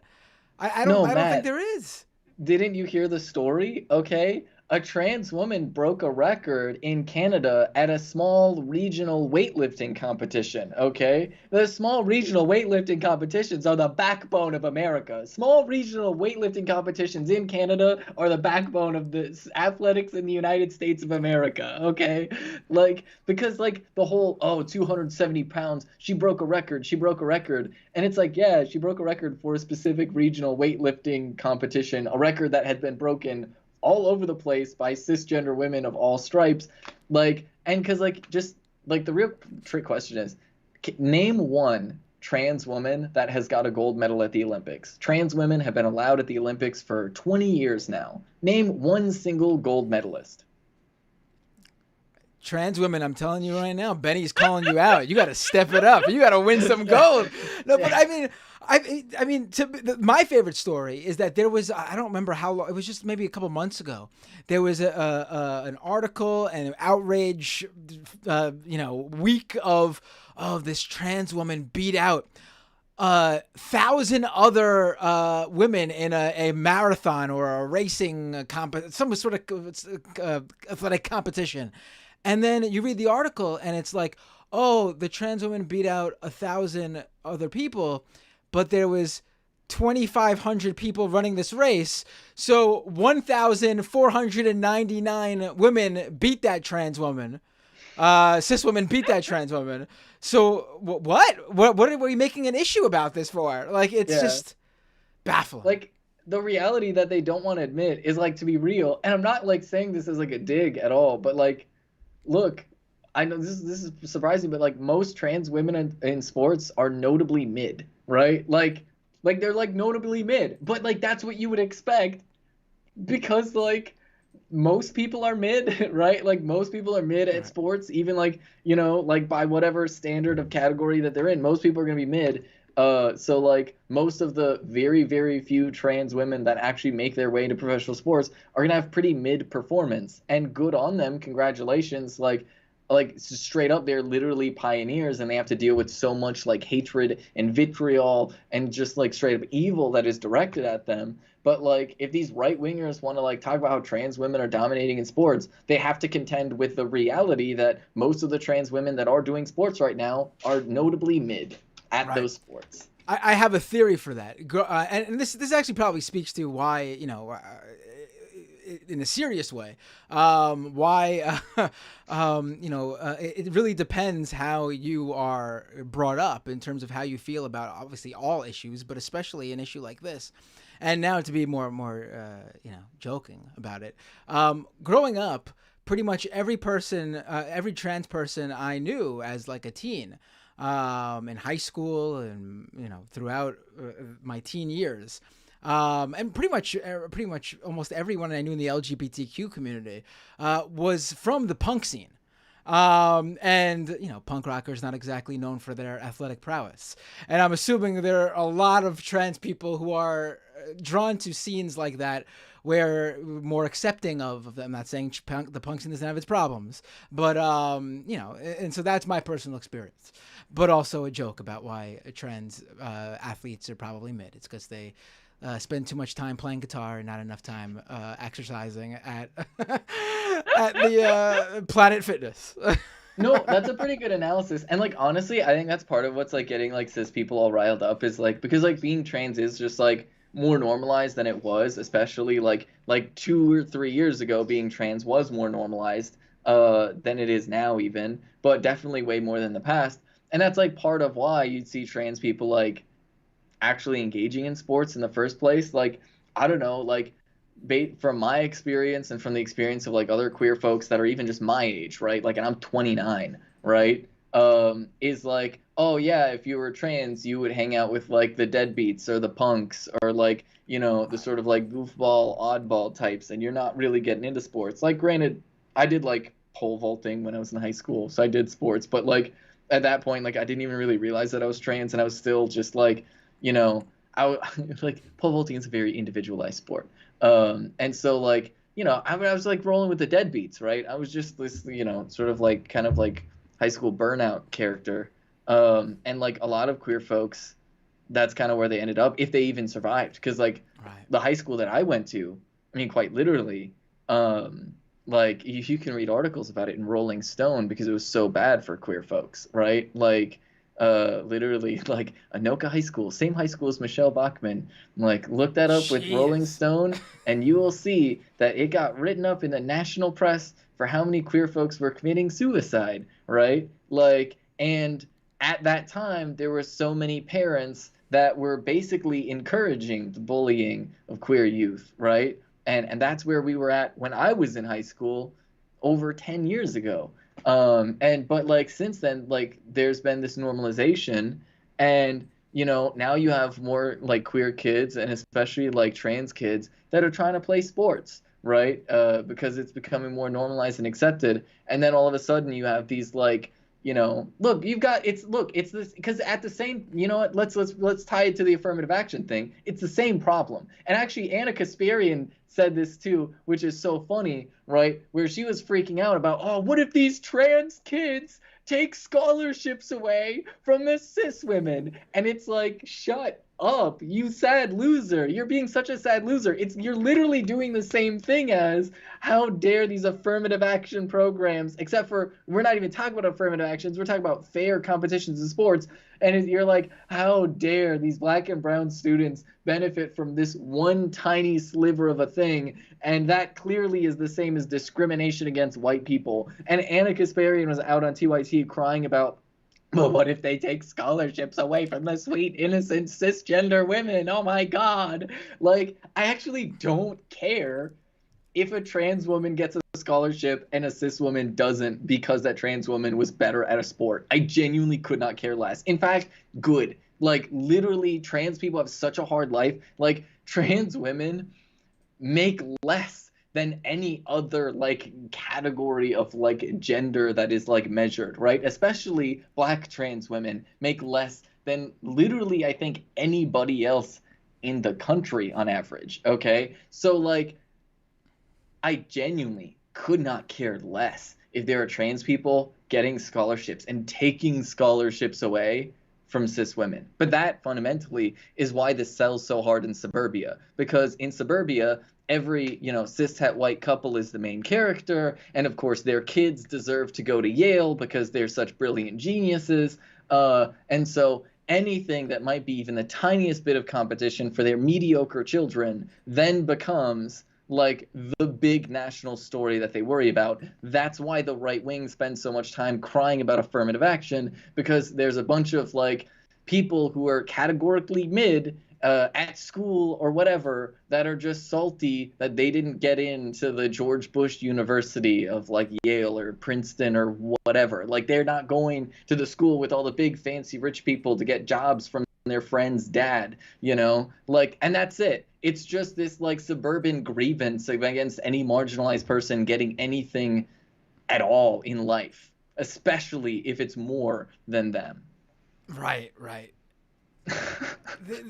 Yeah, I want to say that this conversation, Benny, has been absolutely amazing. I think this might be one of the best episodes of the show I've done. It is, again, I think I told you before we started, I was hesitant to even like do an episode on this because some time had passed, And on top of that, I didn't want to feel like we were, just focusing on this one specific thing, which I do think is important to talk about, but I felt like it's been said by other shows. But I think this conversation we ended up having on trans issues, trans rights, and one thing I really wanted to mention, I was about to end it, but I do really want to push this hard here, because this is a piece from the New York Times that came out earlier this year, and it ran through basically where this trans panic is coming from. And it is explicitly the product of right-wing think tanks and organizations who literally did work with their base and with voters to see, we need to find a new social wedge issue, because we had thought we could depend on people being homophobic for much longer than we were able to. And it turns out that, same-sex marriage and gay rights ended up not being a divisive issue, even after we put all this time and money and effort into it.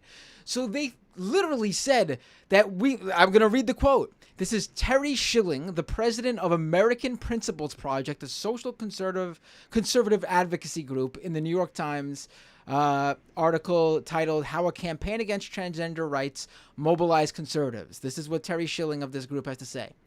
"We knew we needed to find an issue that the candidates were," talking about Republican candidates, conservatives, "we knew we needed to find an issue that the candidates were comfortable talking about.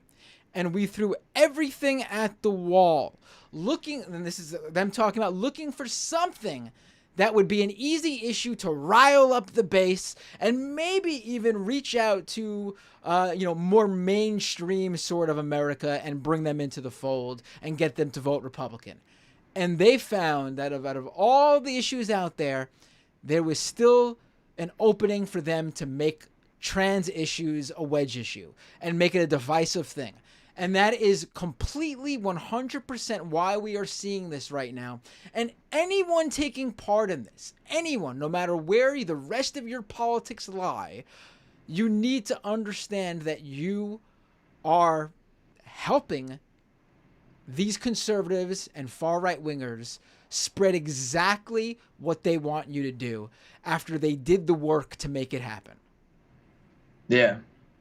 Yeah, no, and I can't really add anything to that other than just because that's what these right wingers are all about. And one of the reasons why transphobia sticks so well is because a lot of people have those weird bugs in their brain from growing up in a white supremacist society, having these weird baseline assumptions, being so embracing of misogyny in general, sort of accepting those baseline premises. Yeah, I don't know. Because this is all artificial, right? This is all artificial, and there's so much money behind this, and that's why I made a joke earlier about the biggest people leading transphobia are landlords that have nothing but free time who will create 100 Twitter accounts to be transphobic on. Because compare that to Blue Sky. Now I get Blue Sky is invite only, but it being invite only means there's just gonna be less bot accounts. It doesn't mean that there's no right wingers. It's just, you just can't create 100 fake bots on Blue Sky. And lo and behold, the transphobia is few, far between, and easy to contain and get rid of because most people aren't organically talking about trans people. It is this artificial panic that is created by a small group of folks who just have too much money and time on their hands that are fundamentally just trying to push a more broadly right-wing agenda. And it's also why the transphobia kick is doomed to fail. Not only because, literally, I don't know if he's still in office, but I think he is. The Democratic governor of Kentucky, right?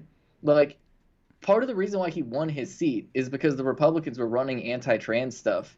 And then he was like, why are you literally bullying children? That was his response, was you're literally bullying children. What's wrong with you? This is deeply unhinged. And people were like, oh, wait, yeah, right? Same thing with the in Michigan where they were like, oh, trans people in sports. And it's wait, so you're really unironically proposing that you do genital inspections of children that want to play sports?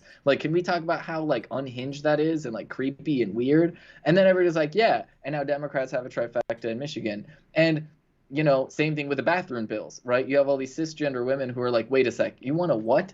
Right? You tell me my hair has to be a certain length to use the women's restroom, otherwise I might have to face literal violence. Like, all of these things are just like untenable, right? And that's where like it really is like this paper tiger, where I don't even think Republicans necessarily want some of their legislation to pass the Supreme Court, because they know if it passes, like, everybody will hate it. Nobody wants the gender police. Literally nobody wants the gender police, except for like a tiny, tiny minority of people who think that it will benefit them. Because as soon as you see the gender police out and about, then you're like, wait, no, it's actually good that women can wear pants. You know, like. Yeah, no, absolutely. I mean, it's I do think what we're because like you said, most people actually, even though conservatives found that this is still an issue they could make something out of, and like I mentioned earlier, unfortunately, most people aren't at the same place that they are with trans people and trans issues that they are with, like gay rights, for example, strictly because they don't realize they know or have trans people in their lives. I do think it is a good sign that at the very least, it seems like most people just don't care about the issues. Like, I know it sounds negative, and I do wish they cared in a positive way, like they stood up and were allies and stuff. But if they couldn't be that, I do think it's sort of preferable that they just are like, you know what, let them do what they want. It's not bothering me, so I'm gonna stay out of it. And that's where I think most people in this country lie. And the idea that you would argue that trans rights would lose good progressives elections is just, it's ludicrous. And we know it's ludicrous because we've seen that and you given examples just now, that in real life scenarios, it did not play out. I mean, I know one very specific scenario where one self-described staunch progressive, who is at the very least wishy-washy on trans issues, ran a race in California and lost really bad. So I wonder if we should extrapolate something from that. Maybe what we should extrapolate from that is not being a strong trans ally, especially when you're in a position of power in progressive media, that loses you elections. Yeah, yeah. I mean, because that's really the calculus, right? There's a few people that will vote based off of trans people, right? They're like maybe like 3% of the population will vote based off of like trans rights. There's a lot more progressives who will be not voting for somebody because they don't support trans people than they are conservatives that will not vote for a conservative if they're not sufficiently anti-trans, right? Like, that's just like, because nobody's voting on that issue. Literally nobody. And Sam Cedar said this. This is not the issue that people are thinking about when they go to the polls, right? A lot of the people that will scream transphobic nonsense at you will also be not voters at all. And like, I personally interact with conservatives on my day-to-day life. I know this is wild. I even have conversations with them sometime. Well, they will say things to me, like, as a trans woman, they know I'm trans. They don't have any issue with me being trans, but they'll say stuff like, "Oh yeah, I really liked Donald Trump because he didn't get us in any wars, right? And that's why I voted for Donald Trump," right? Stuff like that. It's like, and I'm not going to parse apart their logic. This is a conservative who voted for Donald Trump, right? But what I will say is, like, these are people that I have positive, casual interactions with, right? Who have no problem with me being trans, who are very much conservative voters. They're just literally not bringing the issue of trans people to the polls, right? Which on some level does hurt the trans community, the fact that more people are not voting based on trans rights because most people support trans rights. But also, like, the anti-trans people are not going to win elections by being anti-trans. It's very easy to make them look unhinged. I mean, quite literally, like, if you really want to see how unhinged transphobic people are, just look at transvestigators, okay? Like, literally, like, if TYT wanted to support, like, if TYT wanted to support trans people, what they would do is they would replace every segment that they have right now about Karens, and they would just make fun of transvestigators, right? There's plenty of content to make fun of transvestigators with, and it's funny. It is, you have Right. people who are running around unironically claiming that like Angelina Jolie is like secretly a trans woman, right? It just doesn't make any sense. Oh, These people have I've like seen friendly fire, like transvestigators calling out J.K. Rowling for possibly being trans. Like yeah, this is. yeah. No, for real. It's like it's silly, right? They're so easy to make fun of. So like, I don't know. Yeah, I guess that's where I'll land on with that. Is like nobody's actually voting on this, and the people that are voting on this are like supporting trans people for the most part. And just look at Michigan, look at the Democratic governor of Kentucky. The like literally they're Democrats who won based off of supporting trans people. And look at like Midwest, like look, Midwestern Democrats are the best Democrats out there. Like now I'm a communist, right? So I have like plenty of criticisms for all of the Democrats, but like straight up the Democratic Party of Minnesota, they're passing a ton of progressive legislation. They're putting out things like paid family leave, they're legalizing marijuana, they're like going like full throttle on the gas with progressive issues. And lo and behold, they also passed like a trans refuge bill for the state. And it turns out that all of these things are popular. Everybody loves it. It's fantastic. It's great. Like, and the governor of Michigan is doing, or not Michigan, the other one, Minnesota is doing what he can. Obviously, then you have like the Michigan like state legislatures and governor. They're trying to do what they can like on all these progressive fronts. Like literally, Democrats in New York and California, the coastal Democrats, really need to take a lesson from the Midwestern Democrats who are like, hey, we've got a little bit of power now. Let's put our foot on the gas. And those are the progressives that are winning. They're also the progressives that are standing up for trans rights. And so I don't know if Cenk really cares about what it gets for progressives to win. If the media cares about how middle America feels about trans people, why are they not spending more time talking to the Democratic representatives in the state of Minnesota, right, who are trans? We have elected trans representatives in our state legislature, and like we have trans representatives on the city council. How come they don't talk about us when they talk about oh, how do people in middle America feel? Because it turns out most people in the Midwest don't actually care about whether or not somebody's trans, right? Wild concept. Right, right. Benny, this I was saying it before, and we got sidetracked with another thing to talk about because this has been fantastic. Really, really appreciate you coming on this show. Where can people find you now that you're not on the TYT network? Do you still have that same, like you were using was it the bleep blop? I Yeah, so can never remember what I it know, is. like, okay, so it's Bleep Blomp Ben, and I'm so, like, it's such a silly username. I know it's a mouthful. Bleep Blomp Ben, on Twitch. Obviously, Bennie Carollo on YouTube. At Benny.gay on Blue Sky for all the people who are out on Blue Sky. Okay. See, that's the easiest one. That should be the new, the Yeah. new brand name everywhere. Honestly, I should probably do that. I maybe I'm Because you have the I've domain, been right? You have the domain, like I have the Benny.gay. Yeah. domain, yeah. So I think I might like reach out to Twitch and be like, can I change my username?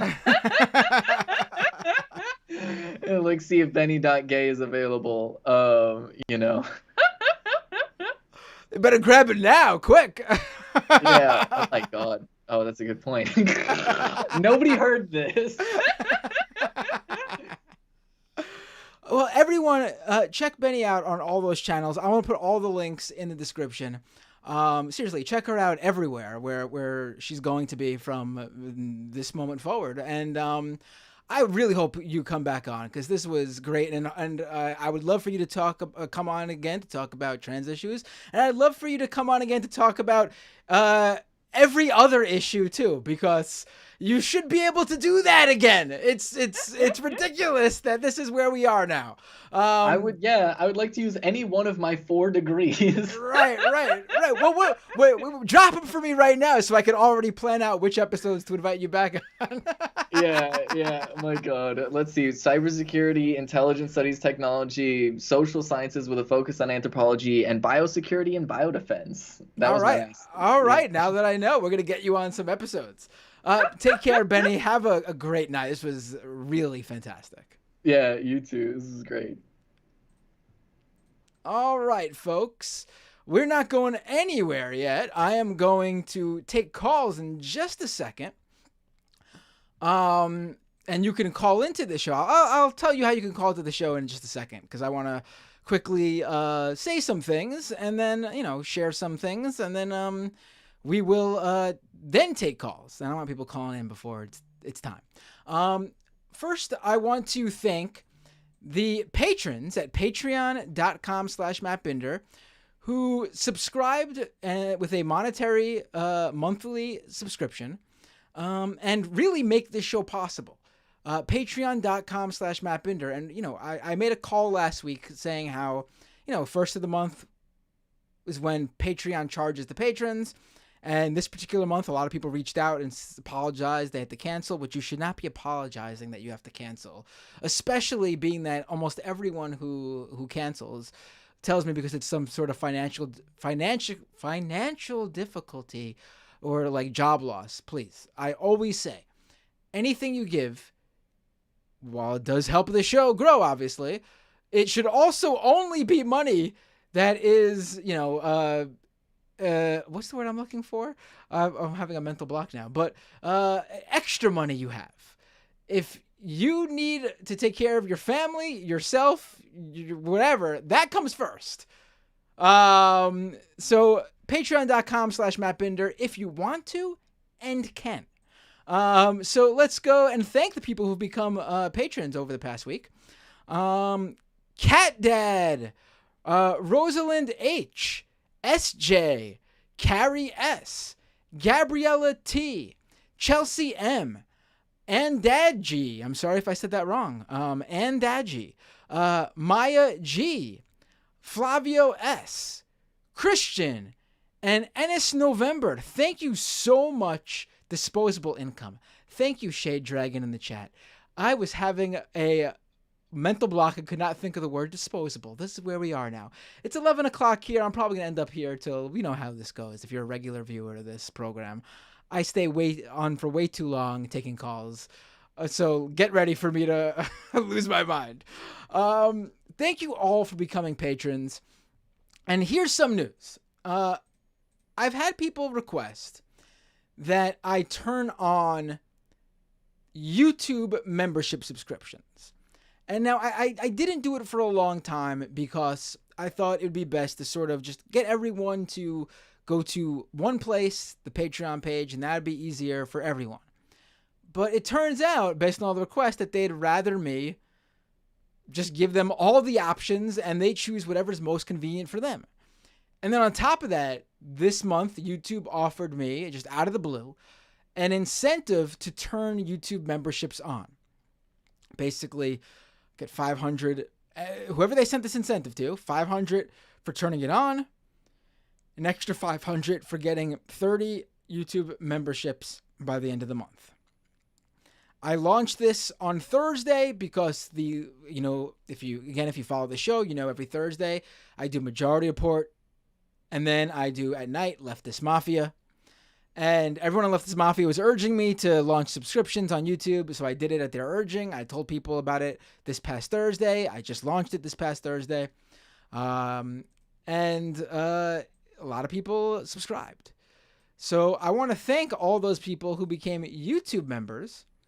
And if you prefer YouTube, just go to the YouTube channel, youtube.com/MattBinder. And there's a join button right there on the page now, you'll see. And now let me thank all those people. J.L. Washington, Dragon Slayer. I'm going to mess up this name like I always do. Jap van Muheden. C. Digitimer. Rachel R. Thorin. Andrew S. The Humanist Report.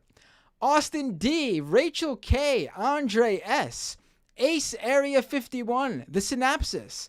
Blex Actually. Bad Lefty. Smokey Rose. Tokyo Hans. Alan Binder, Jacqueline T, AOD Fan, Jesse Link. This one is really cool to see, and I've since been told that this is indeed really her. Laverne Cox, Sirius Scraper, Tyler W, Geek Boy, Tony Rizzo, Wanda M, Andrea F, Stoic Jeff, Logan Hill, D. Waffle Bakers, The Loomer 66, L.M. Morrison, Mr. Fear, Nathan Leclerc, Brandon W. Woods, Danny L., NJ Days, Rudy M., Daniel Meeker, The Emo Dragon, Christy Coates, Damn Cedar, We Are Chaos. This is, I don't even know if this is a word or just Jakish Bayam Yokum. I'm sorry if I messed that up. Amused Mob, Venetia David, Tan Shinan, Mark DeRue, T-Types, Dig It Dave, Leia B. Bangin, Stuart McGill, Daniel Castle, Jordan Staten, Donald James, Your _ Mom, Ryan Lennon Fan, Matt Claremont, Pinkerbell, The Pento 5, The Nominal Times, Narrator, Moinep, FG, Jonathan Anderson, Sergeant Vow 1, Kitty's Hooch, Andrew Clement, Pitchforks Dragon, ADJ, Synchronicity, Chaos Theory, Leia Broadwater, Katie Sheppy, Bay Photo, and finally, Congressional Baseball Fan. Thank you all so much. Really, I originally had, this baseline first goal of if we could get to 1,000 subs on Patreon, like I could do a lot more. I could bring someone on board to do stuff that I can't do. I think like for me to be able to like do full time, we're probably 1,000 would be halfway there. But 1,000 subs would be able to me to bring someone on board so I could do more. I probably an extra show, definitely more content, standalone videos. Probably the first thing I would get is a dedicated, even if it's just part-time editor. And I think we are, combined with Patreon and YouTube, if we're not halfway to that 1,000, then we got to be close, right? I mean, so thank you all so much. Again, patreon.com/MattBinder, youtube.com/MattBinder. Whatever is easier for you, whatever is preferable. I think from what I've seen, Patreon's probably best for people who listen to the podcast and maybe people who catch the YouTube videos. The YouTube one is probably best if you're a YouTube live stream viewer. There's bonuses for each. You know, the audio version of the second half of the show goes up on Patreon. On YouTube, you get the bonus like emojis to use in the chat. I'll think of more bonuses and things like that for sure. Probably bonus content, live streams that we could do. I'll let you guys know exactly what the official stuff is as soon as I figure it out scheduling. Thank you all so much. And doomedcast.com for the podcast version of this show. Check out my other show, Scam Economy, at scameconomy.com. You know I am on Majority Report and Leftist Mafia every Thursday as well. If you're a Twitch person, you could subscribe there too. I should shout out some Twitch people. Nug Wrangler over on Twitch. Thank you so much. Subscriber for 16 months. Old Man Wheezy, subscribe with Prime. Now that's the best place that's the best thing to do with Twitch. If you are an Amazon Prime subscriber, go to twitch.tv/MattBinder, connect your Amazon account to your Twitch account, and you get a free Twitch Prime subscription every month. It costs you nothing extra. It comes for free with your Amazon Prime account. You get a free Twitch subscription every month. And it gets your favorite Twitch creator paid, and it doesn't cost you anything. Make sure Amazon doesn't keep any extra money. So definitely, if you're an Amazon Prime subscriber, do that. It's super easy to do. Shriggle, subscribe with Prime. Mr. Bandon, subscribe with Prime. Genocide 2002, subscribe with Prime. Thank you all so much. And if you are I'll be reading your super chats, by the way. If you're a super chat, if you drop a super chat, I read all super chats during the show as well. If you watch Leftist Mafia, you will know that the super chats are getting to a level, because the super chats are between me and David's channel and Mike from the Humanist Report's channel. David Dole I'm talking about, and Mike from the Humanist Report. So we get a lot of super chats now, I guess, between the three of us. And we stayed around for 2 hours just reading super chats on Thursday and ended up doing a 5-hour Leftist Mafia stream. But we will continue to read the super chats, just like I'll do here too. Oh, and if you don't have a Discord link, reach out to me again. I will. I gotta get better. I gotta get more on top of those messages that I get. Because I between the DMs that get stuck in the message request folder on Twitter, and then my Patreon messages is just a mess. Patreon's got to fix their inbox thing. It's just not easy to follow. I will get you. I'm just gonna post it. I'm gonna post the Discord link in the Patreon. It's like a members only Patreon post. So everyone who's not, you'll all get it. So if you're a Patreon subscriber, stay tuned for that link to show up in the Patreon post feed. You can call into the show. I'm going to take a very short, quick break to refill my drink. Like we're talking, the stream's not going to end. I'm not going anywhere other than to get a drink. It'll take a minute. And then I'll take your calls. To call into the show, you need Skype, just because it's the easiest thing to do based on the live stream app I use, Ecamm Live. Because it's like integrated directly in. Open up Skype. It costs you nothing. Skype is free to use if you're just calling another username. And search Doomed Live. I think on Skype it comes up as Doomed Live _1, but you'll see my name show up. Just search Doomed Live, one word, and my name will show up, and just call in.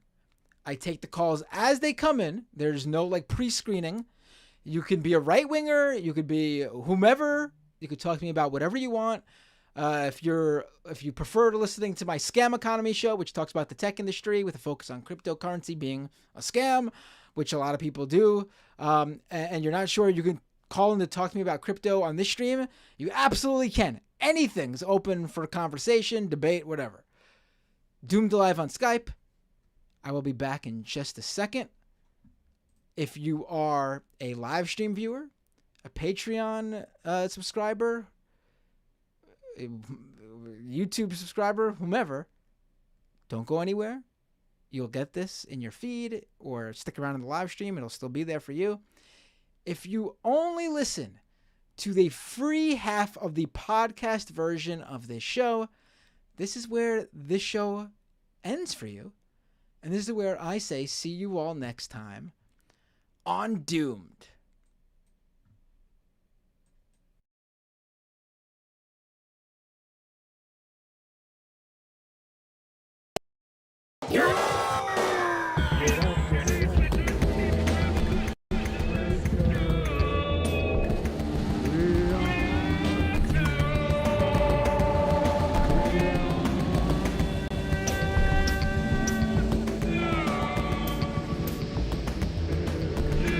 Ecological collapse, corporate fascism, corporate journalism,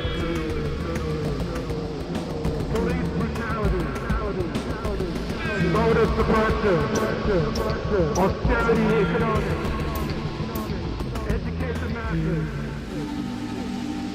rampant homophobia, harmless sex. We got our first caller. Hey, what's your name? Where you calling from? What's up, Matt? Hey, You from Jamaica? Dave from Jamaica. How are you doing, my friend? What are we going to talk about today? I don't think you are exactly what you claim you are. I would say you're a conservative. What makes you a liberal? I'm pro-Green New Deal. Are you? Yes, really? Absolutely. I have watched the show. I've seen. All right, we are back on the show. This is the second half of the live stream. Let's do this. Let's take calls. We're going to take your calls, read your super chats. Let's do it. Let's do it. Let's take that first call. All right, I see you. You've been calling in. You're the first person to try calling in, so you'll be the first person I grab. Hey, what's your name? Where are you calling from? Hey, what's up? Am I on? You are on. What's your name? Where are you calling from? All right, good stuff. Sorry, I'm going to turn off the YouTube stream so it isn't on too much. Oh, no. Yeah, Go no, ahead. that was awesome that you had Benny on the show. Like, holy shit. Great Yeah, catch. I mean, I thank you. I wanted to have Benny on, and I assumed we would talk about the TYT stuff. And that would have been a great conversation to have, obviously, which we did. But I think, I think the conversation ended up even being way better than just the TYT stuff.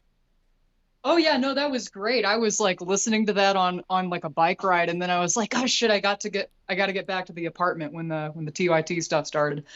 But yeah, no, I was just gonna talk about like a personal thing. Like, it's really important to hear people talking about like trans healthcare from like a stance of like being an ally, because I was a trans kid, and I was not able to get on HRT. I told my parents for literal years, and yeah, it was pretty much like the 90s era conversion therapy stuff that they are still doing in large parts of the country. I think there are about 15 states where conversion therapy for minors is still legal.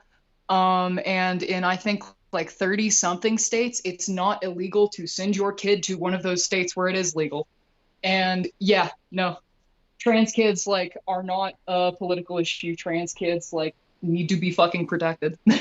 No, absolutely, and I think I as a okay. So if you watch this show regularly, I'm a pro wrestling fan, and I bring it up whenever I can.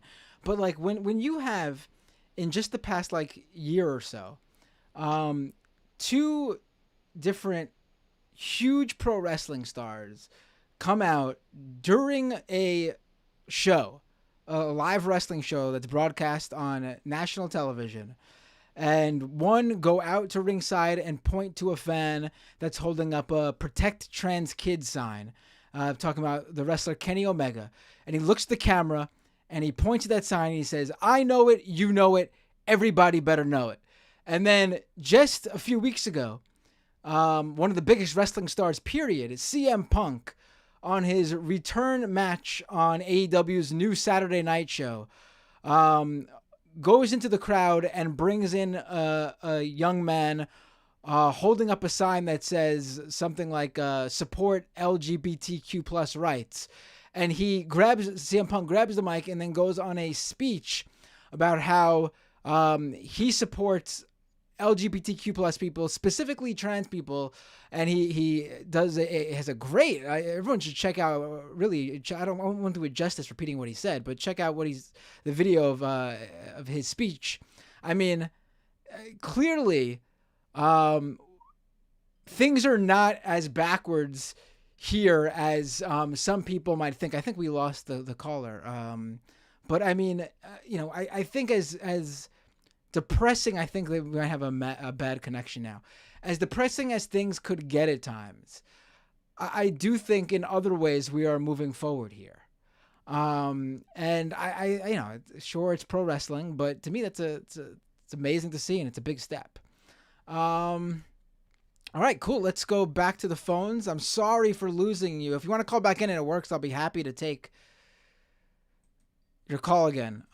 Hey, what's your name? Where are you calling from? Hey, it's Jenna. I don't know if you remember me. I called like a month ago. I think maybe. How you doing, Jenna? I'm sorry. I might need to be a little bit more specific. I'm the trans girl that did the interview with Leonore from Five Iron Frenzy. Oh yes, of course. Why wouldn't you bring that up first? That's like. Oh, of course I'll remember you. Great. No, I don't know. I'm just kind of I just always think people think of what I'm thinking in my head, and then I don't actually say more. You know what I'm saying? No. But anyway. So what do you want to talk about? I just wanted to call in and first off, thank you for having Bennie on the show. She was fantastic. Yeah, and she was. It's funny because I didn't really know much about her because I never watched her segments much. And so like that was like the first time I really saw something about her like in depth, besides like her video saying why she left TYT. But it was great because one of the things that she talked about that is really something that is unique to us as trans women is the fact that we get dealt with so much misogyny but we also get dealt homophobia. And a lot of people don't realize that's what happens to us. When I was a baby trans, I was at a bar one time talking with, this is one of the most like weird, hilarious, like stupid cishet moments I've ever come across, probably. I was sitting at the bar talking with this girl, and we were just like, blah, blah, blah, chatting it up. And he looks at me and he says, "Hey, quit talking to my girlfriend, F slur." And I just, I remember thinking, which one am I? And I said to him, I said, "Hey, dumbass, which one am I?" I go, "Am I a gay man, or am I like, it's the sorry, I'm a little stoned, so I kind of messed that No, up. it's no. I did. I mean, that's a great point. What I mean, are you homophobic or transphobic? I mean, probably both. But which Oh, are you no, being in sorry, I this remember specific now. instance? No, I'm talking about No. like. Oh, for him. Yeah, for him. Yeah, yeah. Are you homophobic or are you Yeah. again probably both? But in this particular instance right now, what are you trying to get across? Did his girlfriend have Yeah, anything to because say? So real quick, let me clear that up. He was, basically assuming that I was a gay man and a straight man at the same time, right? And that is Oh, just one of the most just dumbfounded, like it just left me stupefied to the point where I just laughed at him because, a lot of times I live in the Bay Area, so I'm a little bit more lucky. And a lot of times I'll just be like, "You're a fucking bigot. Like, right. bye." And most people will be like, "Yeah, get the fuck out of here." His girlfriend, because he kept going on. He said, "Whatever, F slur, you are what you are," and it's just typical cishet bigotry. And I literally said, like, "You're a dumbass, leave." And he just like he got all flustered, and he left. And his girlfriend was like, "Oh, I'm sorry about him. That was really rude." And I said, I said, "Par for the course." And I said, "But let me tell you something. Dump that piece of shit. If you're seriously with that dude, save your credibility and dump that piece of shit." I mean, rude is Yeah, putting it lightly. Honestly, I don't think that's I would classify that as rude. Rude is like being maybe standoffish or bumping into you and not apologizing. I would say specifically using a slur is not just rude. exactly. Exactly. And I love that you point that out because it's just like that's why we get so excited when we see a cis person that's like actually fighting hard and like not giving a shit. Because most cis people are kind of like, "Oh, well, I don't really care about your humanity that much. I care more about what my friend thinks or about what my boyfriend thinks." And it's like it just shows like when you're a trans person, your very existence. And that's why I loved about what Benny said when she said that we can't live in a bubble. If you're trans, your life is inherently political. You have no fucking choice. You have for merely mostly for your safety. And it's just yeah, it's absurd that most people don't get that. They think that, whoa, whatever, it's just another person. Oh, I can say whatever I want, nothing's going to happen to them. They don't think about the fact that their actions impact and encourage people to be more transphobic every time you do even the slightest like giving of ground to a bigot. Like it's incredibly frustrating. Right. No, absolutely. And I mean, that aspect of the interview I really loved.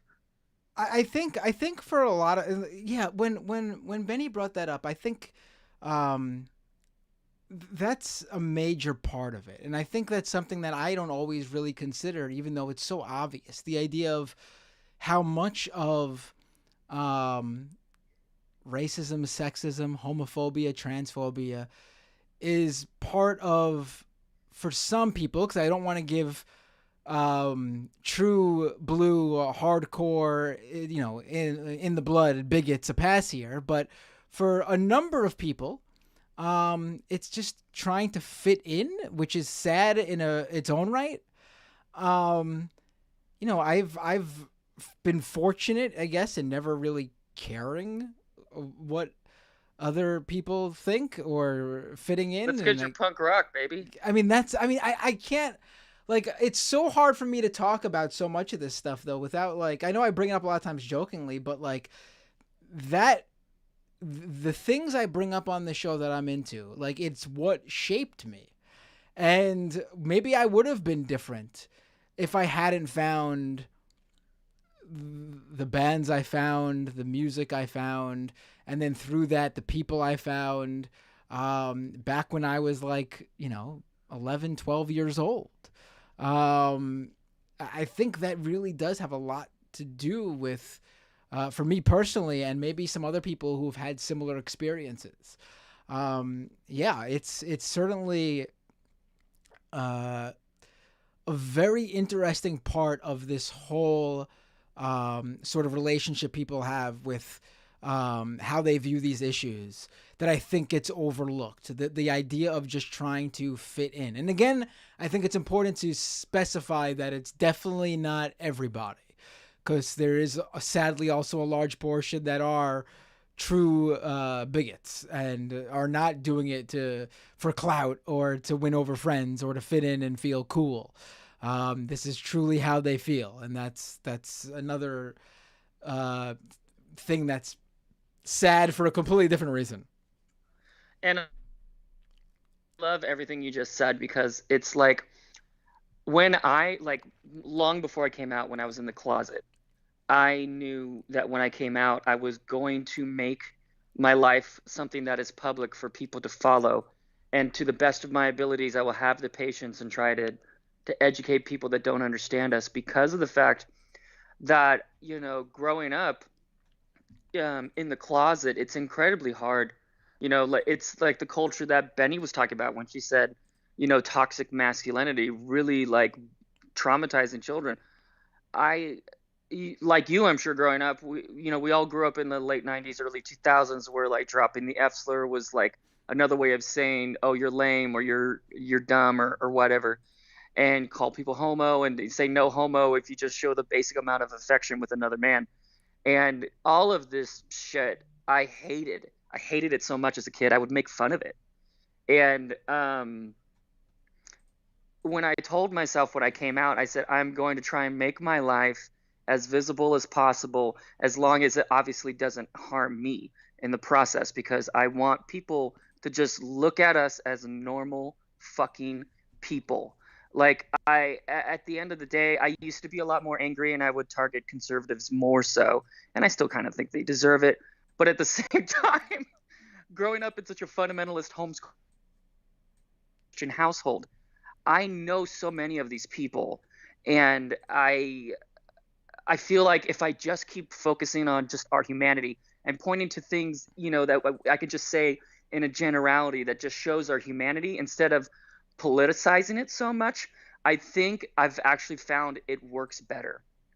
And I know, and I tell people all the time too, I am a trans person that is okay with putting my life out there and having people question me, but you have to understand that is something you never should do to another trans person, no matter what. We aren't responsible for educating you. You have to educate yourself.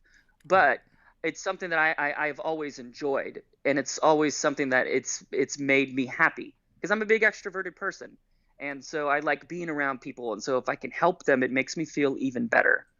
And I'm sorry, I could probably just keep ranting here, but No, it's been great. This has been a between the Benny as guest, and then so far, we've only done 2 calls so far, but they've both been great. I mean, this is a great show. So please, thank you for taking part of it and adding to it. I really appreciate that. And I don't know if you guys got around to watching the interview yet, but it's very much like this. Yes. I've watched. I need to go back and watch. I got through half of it, I think, before I had to do something else. Hey, no. What did you think so far? Just curious. I mean, it's. I will say that, like, while the conversation's interesting, like, I think I would have been shocked if it went any other way. Do you know what I mean? Because I would assume that someone, even with, you know, Five Iron Frenzies, particularly like sort of like religious background, like they still come from the scene. Do you know what I mean? Yeah, So, yeah. yeah. So like I still expected them to be at the very least Sure. understanding. If like maybe not fully, but they would be able to. But you know, it's I enjoyed what I heard, and it didn't. It's good that it didn't shock me, I guess you could say. Okay, good. Yeah. Well, I'd be very disappointed if it did. I knew that she's against Christian nationalism, and so she's pretty badass. But like, I just, for me, it was the optics, right? Because there's a lot of people that grew up in that scene that they don't really know their politics. They get surprised, right? Like when you see the conservatives online that like rant about Rage Against the Machine being woke, quote unquote, and it's just like, yo, you didn't know what, you know, some of those that work forces are the same that burn crosses meant. Like, are you fucking kidding me? All right. Right. I thought that was good. It was promoting the wonderful amount of white supremacists there are in our beautiful armed forces. That's what I enjoy. That's what I like about it. I thought they were promoting it. But like white nationalists, they're not actually racist, right? It's according to Tommy Tuberville. I thought they were promoting a jobs program for white nationalists. I thought it was a good thing. Exactly. But nonetheless, they don't have as hard of a political left image as you might think Christians would see them as. And so it's just the mere optics for me that they see a trans person talking with a band that they grew up with. That is the main reason why. And not only that, of course, I was fucking stoked because, you know, like they had such a huge impact on me. But, you know, for me, it's always about big picture. It's about the optics, about what can I get people to see in us. And she gave, the really cool part is, you didn't even get to the end yet, is she says like, oh, it's near the end. I don't really have anything else to say, and I don't think I should. And she was like, I'm going to let you finish this out, and you could say whatever you want, even if you think it's going to offend me. And that's when I was like, oh shit, she really does get it. That's when you drop a I always thought the Voodoo Glow Skulls were better. Damn. Well, if you want to get them specifically in the Christian music industry, you'd say, oh, I thought the Supertones were better. But I'm actually not very, like, Five Iron Frenzy was probably the one, not the one, but one of the few bands that sort of did present themselves as like a Christian band that for me crossed over. I you know, very rarely was one of those bands actually, I hate to say it, good. Oh, no. I will say the Supertones had more of a hip hop focus. They were you know, a B tier in my opinion. You know, Five Iron Frenzy was the best in my opinion. Yeah, and Supertones got a little preachy, which was annoying, but it wasn't to the point where it's like, I can't listen to this, you know. Right. But whereas Five Iron Frenzy's first album, their first song is about how Manifest Destiny was used as a cover by white supremacists to conquer Native Americans. You know, like, it's like, and I didn't even know that until I got to college. I'm like, that's fucking based. That's so tight. Right. You know? Right. Yeah. I mean, that's so. Yeah, absolutely. And so I'm really glad that you watched it, because I know you're so busy, and I know that it's a lot for, like, you know, like people who aren't, you know, like as big as YouTubers asking you to like watch their things. And so like it really means a lot, and I really appreciate that. Oh no, please, if anyone has anything cool they do, send it my way, and I'd love to check it out. I try to, I mean, I'm not the biggest of the streamers, but I do have a platform, so I'd be happy to you know, to make sure more people notice good stuff that's put out there whenever I can. So please, open call to anyone if you do anything cool. I love that. That's great. Because I just recently was honored by the city I live in, the city of Fremont, as the official LGBTQ rep for Pride Month. And so it's kind of like, I feel like, oh, I might be actually doing this now. I call myself an aspiring activist now, because I've had a couple, you know, that video with Leonore. You're doing the work. Yeah. Thank you. I appreciate that, you know. And yeah, because that video, You the don't interview need with you don't need like a Leonor. license. It's not like you can't call yourself an Yeah, activist right. because you didn't go to school and get you didn't get your master's and the I doctorate didn't and get you didn't have the my license. You didn't I didn't take get my the degree in woke underwater basket weaving. Yeah. right. You didn't take Mhm. the activist LSATs or whatever it's called. It's the same thing. Like it's the same thing as journalism in terms of like. There's no like license. People who That's true. I didn't go to journalism school. People who anyone I encourage you. I mean, this is also a negative because then anyone who puts out any garbage and bullshit out there in the world thinks they're a journalist. But anyone who commits an act of journalism should be able to call themselves a journalist. You don't need a license. It's not like you're doing brain surgery or practicing law and people's lives are in your hands in terms of like whether they go free or spend years behind bars. I mean, yeah. No, thanks for the call though. What it Great. is? Oh, go ahead. Go ahead. I Oh, I was wasn't gonna sure you say, had more. I Go ahead. think it's just because I've always been underestimated my whole life, that I just always feel like I have to like overprove myself. And that's the one cool thing about being trans is, you really, really start to find out who you are. And I have become less and less apprehensive in that area, where I'm just like, no, this is me. Fuck you. I do what I want. Hell yeah, that's punk. Yeah, right. It is punk. Listen So- to my favorite song that gets that line of thinking across is "Something to Say" by The Unseen. It's always been one of my favorite songs. Listen to it if you haven't checked it out before. I definitely will. Yeah. All right. I never listened to The Unseen. What are they, like post-hardcore, or are they? No, they're like street punk, like in the vein of. Oh, they're street punk. Yeah, like they had the Like Reagan Youth. a little bit. I would say they're more melodic. Oh, more. Okay, good. 'Cause I mean, never could get to definitely, hardcore punk. definitely vocal wise, hardcore punk. Instrumental wise, more melodic. I mean, still hard. Oh, they play. Yeah. Oh, so they play more than like 52 seconds? Yeah. Yes. Yeah. Okay. Yes. Right. Yes. I know what you're saying. Yes. I am a progressive metal, thrash metal. I've that's mostly where I am. I went from punk to there, and so like I do get a little bit pretentious about song length, just because it's just like, can I get more than just that? But it's to each their own, right? Yep. Absolutely. Have a great night. Thanks for calling. Thank you for letting me take over your show. I appreciate it. No, I love it. That's why I let you. Take care. Have a great night. Okay, you too. Bye. Hey, what's your name? Where are you calling from? Hey, Matt, it's Rem calling from Austin, Texas. Hey, Rem. You're the first caller so far to have your video feed on. Can I pull you up on the stream? Yeah, for sure. Go ahead. Perfect. Let's do it. How you doing, Rem? What do you want to talk about? I'm doing okay-ish. I'll get to my own personal stuff in a bit. I want to lighten the mood and talk about bullying trans people. I mean, if we're not bullied enough, we need to be knocked down a peg. We're getting away with way too much lately. Oh, right. You're being sarcastic. For a second, I thought you were talking about how you wanted to bully. No, I mean, I'm sorry. I guess I was too real there. Yeah, you're very convincing. Channeling Anna really well. I did not know. I mean, I don't want to talk about Anna that much. So everyone's talked about them plenty. Everyone knows. Right.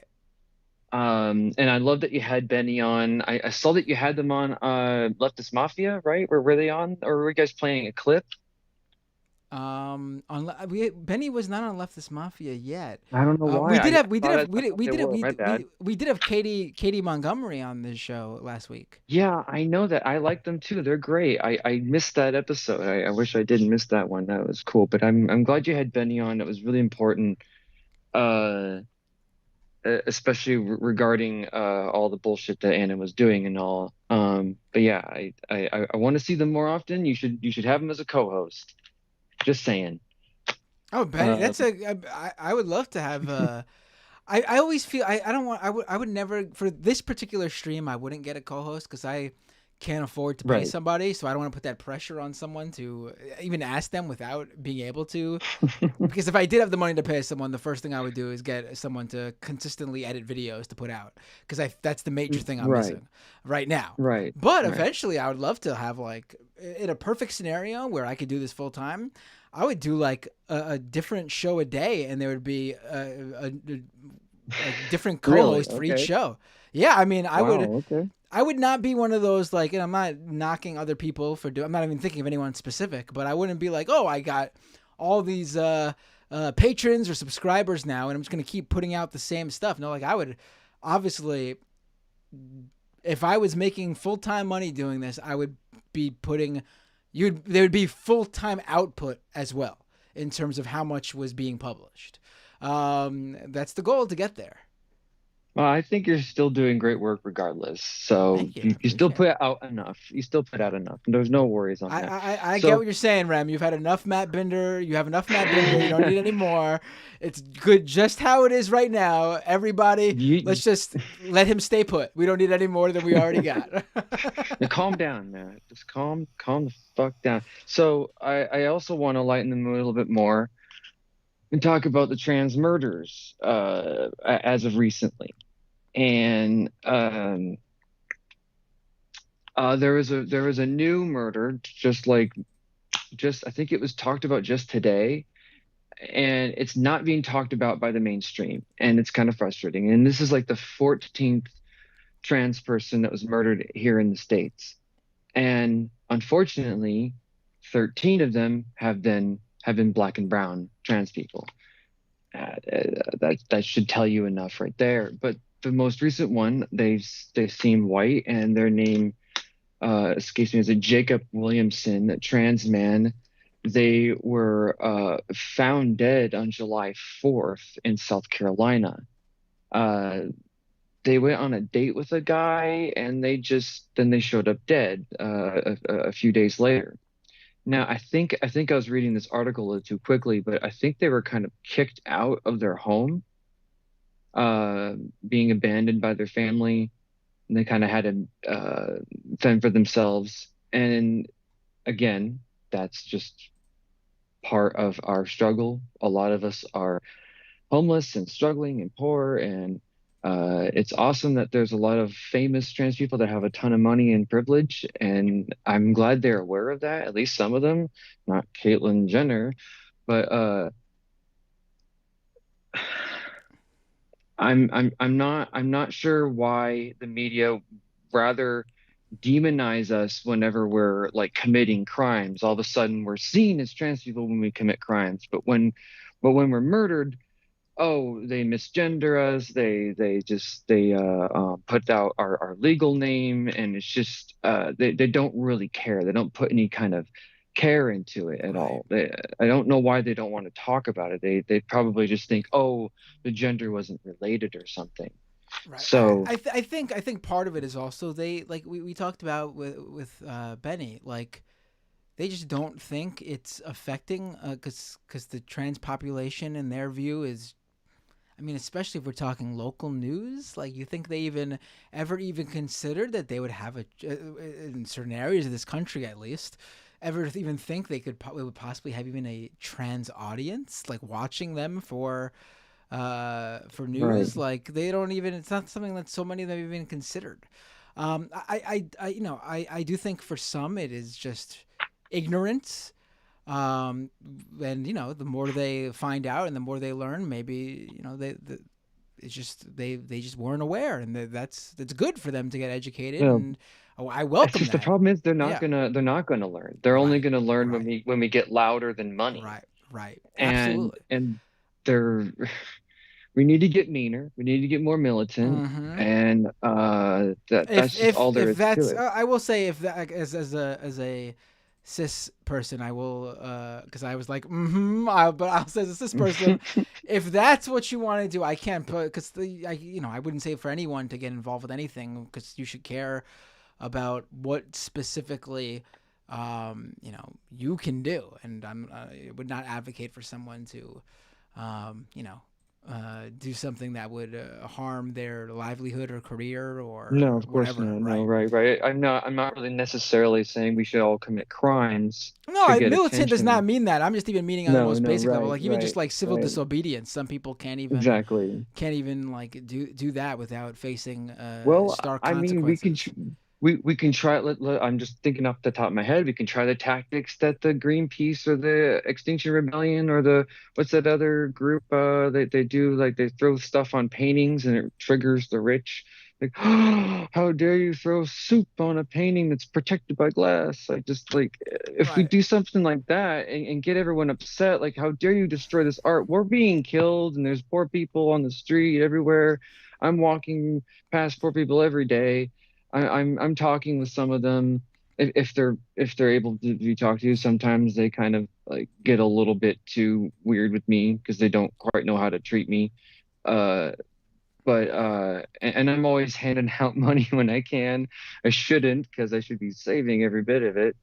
Um, but I can't help it. It just breaks my heart every single time. I'm just like, this sucks. This could be me. I mean, I've been close here and there, but I'm glad I've been supported by a few friends, a few really good friends have been helping me along, and I have a decent community on Instagram as well, um, who try their best because I make friends with other poor trans people too, so we all really can't help each other financially always. So it's a bit of a catch-22 in that regard. But Right. anyway, uh, I guess to really advocate these murders and get them known and get all their names out there, uh, especially with that one trans man who was gunned down by that security guy, the security guard. Oh, I didn't hear about this, or maybe I did, and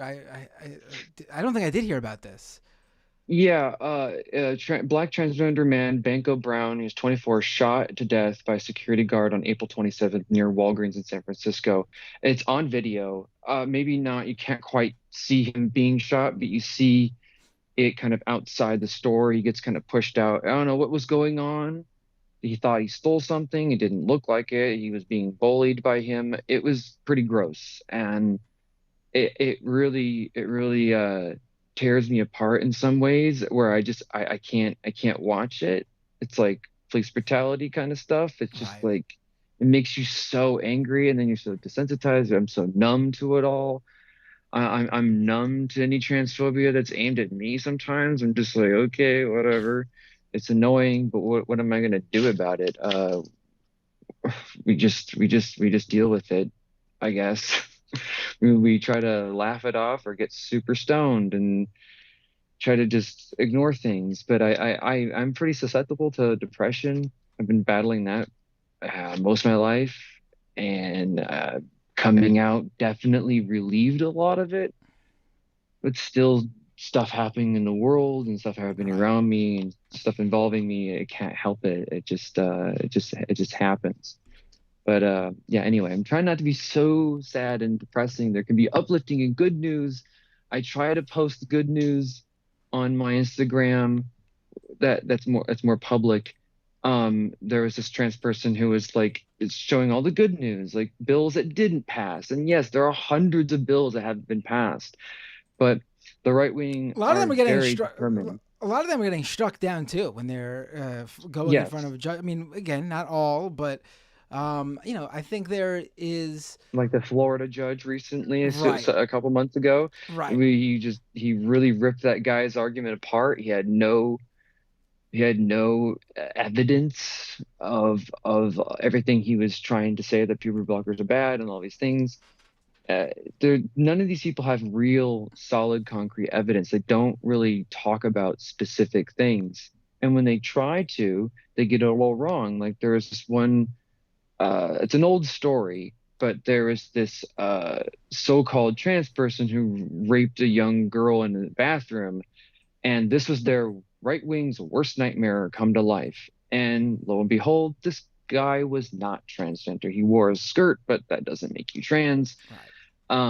As far as we know from the story, uh, it was a really gross moment, and people just kind of they want to fixate that. They want to weaponize that this young girl's assault and aim it at trans people. It's really gross. They love to do this, and they don't see what they're doing, kind of missing the point. Right. But yeah, very frustrating. I mean, I always hate So when the right uses these sort of specific anecdotes or specific cases. Like let's say this in that scenario it was a trans person who did this horrible thing. Well, yeah, right. trans people are people just like us. There are people who do bad things. They that person didn't do it because they were trans, just like Right. that cis person didn't do a bad thing because they are cis. Like it's just like it's like they think Right. they sort of think, and I see this all the time on the right in general. They try to they view everything in the sense of black and white, and not even just black and white, like superheroes and supervillains. Like in the when there's the subway chokehold happened, and Right. what's that guy's name? Daniel Penny killed Daniel Penn, killed Jordan Neely. Yeah. Yes, with the chokehold. Jordan Neely was the black man on the subway who was going through like a mental health crisis, and Daniel he Penny wasn't comes endangering anybody though. yeah, In from the in videos we've that seen, we and even saw, from yeah, people who were there, he was just getting he loud wasn't and upset and yeah. causing a scene, but he didn't physically or threaten anyone or anything like that. Right. And Daniel Penny choked him and killed him, and this is still an ongoing case. But something you regularly saw on the right was they viewed Daniel Penny as a hero. And then on the flip side, they said that whenever they would attack people who were defending Jordan Neely, they would go, "Oh, that's your hero," or whatever. Well, no, we don't look at the world the same way as you. Jordan Neely was just a guy who didn't deserve to die. It doesn't make him a hero. Like, Oh, but he he's just hurled gay slurs like 10 years ago. That means he deserves to be choked to death. That's pretty but absurd. like they have to view people as being like these like comic book characters. I do think Right. I forgot where I saw this, and it's probably a point multiple people have made. But like on the right, like it's very clear that a lot of these people are so bored with their lives and they wish they could live like 100 years ago, where they were fighting, whether there was wars to fight or like a gold to prospect in the West. Like they're missing that in their life. And like the funny thing is, they'd all probably be terrible about it, doing it, and they'd like die right away. Like if they were like cavemen who had to like scrounge for their own food every meal, they would be dead in like they can't do it. But like that's what they put that sort of lifestyle on a pedestal, and they got to view everything that way. Like it's just ridiculous. They're all ridiculous. No, you're not wrong about that. They definitely have this hero complex view of themselves when they're the exact opposite. You're the villains actually, and there is like a pattern with certain people, but it's not based off how they're born. It's their ideology. It's conservative Christians who have this weird pattern of being groomers and rapists and pedophiles. There's this Instagram account. I don't know if they're on anywhere else. They might have a YouTube, a right wing watch.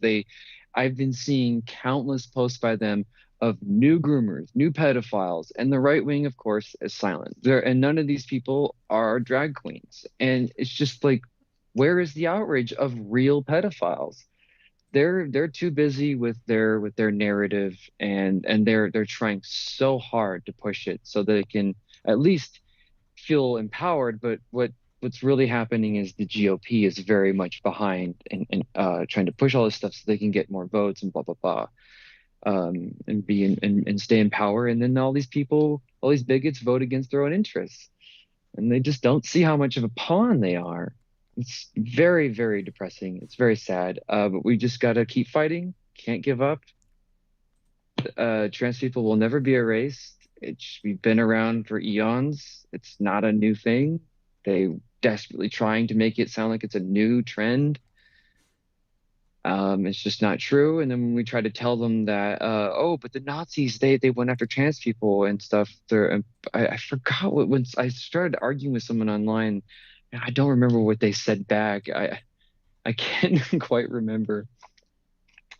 I guess they try to make it sound like they're all criminals or something. Yeah, Pretty that pathetic. sounds in line for them, right? Just Right, paint everyone with a broad right. brush. Really easy way of looking And through life. you brought up, and I'm sorry, but you brought up wrestling, and I saw CM Punk's video, and I was a fan of him back in the day. I wasn't quite a fan of wrestling when I was watching him, but my roommate back like many years ago he loved wrestling, and I was like bored of it. I was already out of that phase as a kid. I got into other things, um and then I'm basically rewatching and reliving wrestling, and then CM Punk came on the scene, and I really enjoyed him. Every time he came on, I would kind of rush to the TV, and he had always these interesting things to say, and then I love that he came out supporting trans people. That's pretty fucking awesome. I love that. And speaking of that, I don't know if you know that Behind the Bastards did like a 5 or 6 part series on Vince McMahon, and you're gonna love it because Robert Evans, he's the host of the show. He brought on real wrestlers and like wrestling fans, and they're I don't know if they're wrestling fans or just wrestling experts, but anyway, it's full of stuff I don't quite understand and jokes and inside things only wrestling fans would know, but I just think you'll get a kick out of it. I really think you should watch it. They're on YouTube now.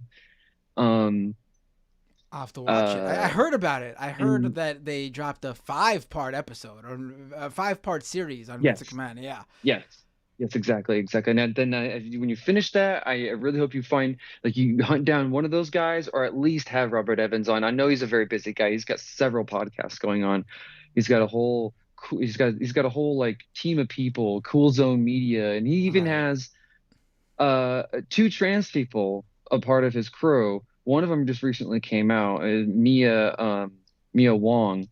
Uh, uh, they're part of the what's that show called? It Could Happen Here podcast. Another great show. It's a bit shorter than Behind the Bastards though. And another thing, Anne and Obvious Alias, they have some emotes they want to send you, and they're trying to get your attention about. Oh, They've right been now? finishing them. Oh, wait. What? Yeah. You can Oh they're boy, probably in the chat. I just realized there's a lot of people who trying to call in. Wow. I I don't know bet if we'll get to all these, but Matt, I will like have you to. almost had 1,000 people watching. It was insane. Having Benny on was great. You've gotten a lot of attention. So yeah, I'm sure there's a lot of people trying to call in. But yeah, you should definitely either if you see their call, you could take their call, but you should definitely try and collect their emotes they've made. They've made quite a bit, and I think they looked great. I gotta check them out. Wow.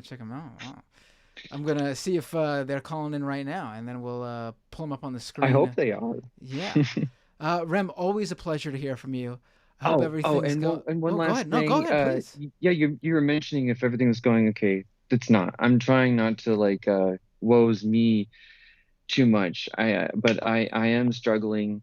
I have to move out like the 21st of this month. I'm really struggling to find a roommate, and it's very difficult because of the deposit. I'm having difficulties affording that, and at the same time, the credit score needs to be a certain amount, and mine is like 4 compared to other people. It's like 500 or something, and I can get it up. I've found like a credit card that can help me raise my credit score, but that takes months. Right. I don't have months, and a lot of people aren't particularly willing to house me, and I understand that.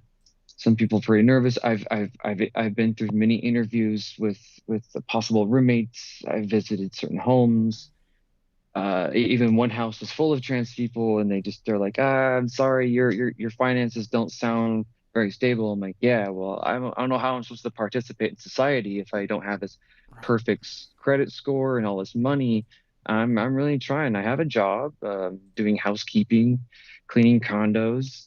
It's pretty fun, honestly. I'm enjoying the job, honestly. It's not that bad.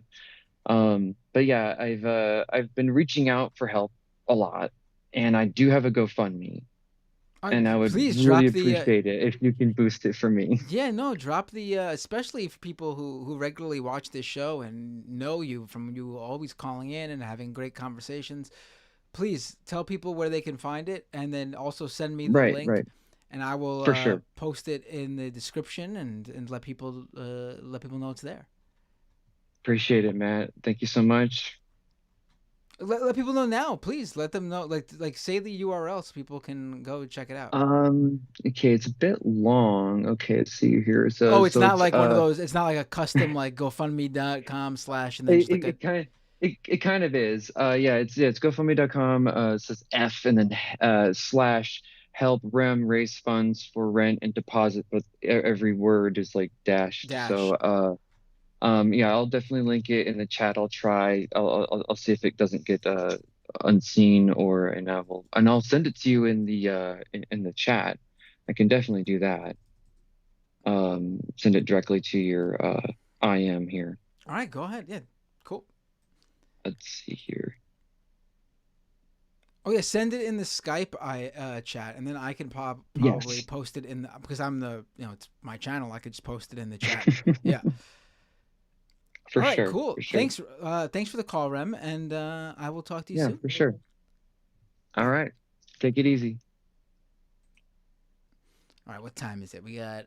I've been taking calls for an hour, but we got a lot of people calling in, so I'll take a few more calls. We'll read super chats. Hey, what's your name? Where are you calling from? Hey, it's Anne from the UK. Hey, and how you doing?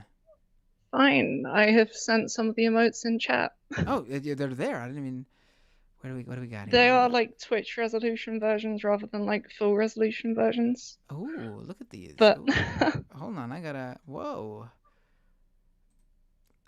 some of them were very relevant to today because they were pride flags. I thought they would go down well today. Oh wow, these look really cool. Hold on, let me. I like had an idea of what your theming for Doomed would be, and I kind of went with that. No, this I actually really like the TV thing. If you could make me a larger version of that, like a larger what's the word I'm looking for? It's now midnight here. Animation or emotes or larger resolution. That's the word I'm looking for. Oh, for which one? I have some larger resolution of some of them. The TV ones. Here, let me pull them up on the Oh, I gotta download each one and let me.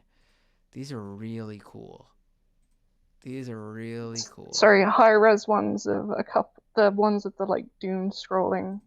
Here's the high res versions. But it will take a while because Skype is. Okay, let me see if I could pull some of these up on the feed so people could see, because these are really cool. I'm like pumped to use these. I have to upload them to like. To be fair, a couple of them are slightly mocking you. That's beside. Oh, I like the ones that are mocking me. Like this one right here, you mean? I can't see it on screen yet, so I'll see. Just one more call? Yep. Made two versions because the like 28 by 28 pixel version on Twitch would have been a bit small to see, so right. I made one that's just plus one. I like that. And then we got this is my favorite. I think this is cool. The TV animation one. I really like that. And I think they're all within Twitch. I think they're all within Twitch limits. I do not know if they're in YouTube limits because I couldn't find standards of what YouTube limits were. I'll have to check. We got some flags here. I love it. Mm-hmm. You also didn't use the Scratch logo. I could only on YouTube. I could only upload 4 emotes until I got a certain amount of subscribers, which I think I now got. And then they let you unlock another 4. I don't know how many more they let you keep going. But I might have to. I know on Twitch, I think you just keep going and going and going and going, right? I believe so. I've seen people with a lot of ones. Yeah, these are all awesome. By I the love way, these. I had to manually recreate your Doomed logo because I didn't know what the font was. How did you do? I mean, like, it looks exactly. I was wondering how you did it so perfectly because it looks exactly like the logo, and you didn't have it. And I don't think I Yeah, have the logo. I did a vector version of it, so if you happen to want a vector version of it. Yeah, that'd be because I like what you did with the extra O's and how they get sort of like smaller as they go on. I like that a lot. That looks cool. If you want a very high res version of that, that's literally that. Oh yeah, please. I would love that.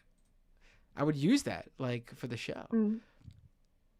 What's the volume one? I don't get the volume one. Is that a reference to something? Just if you're muted. And, okay. Or if you're having audio issues like every leftist mafia. Was my idea. Very funny. Okay, all right.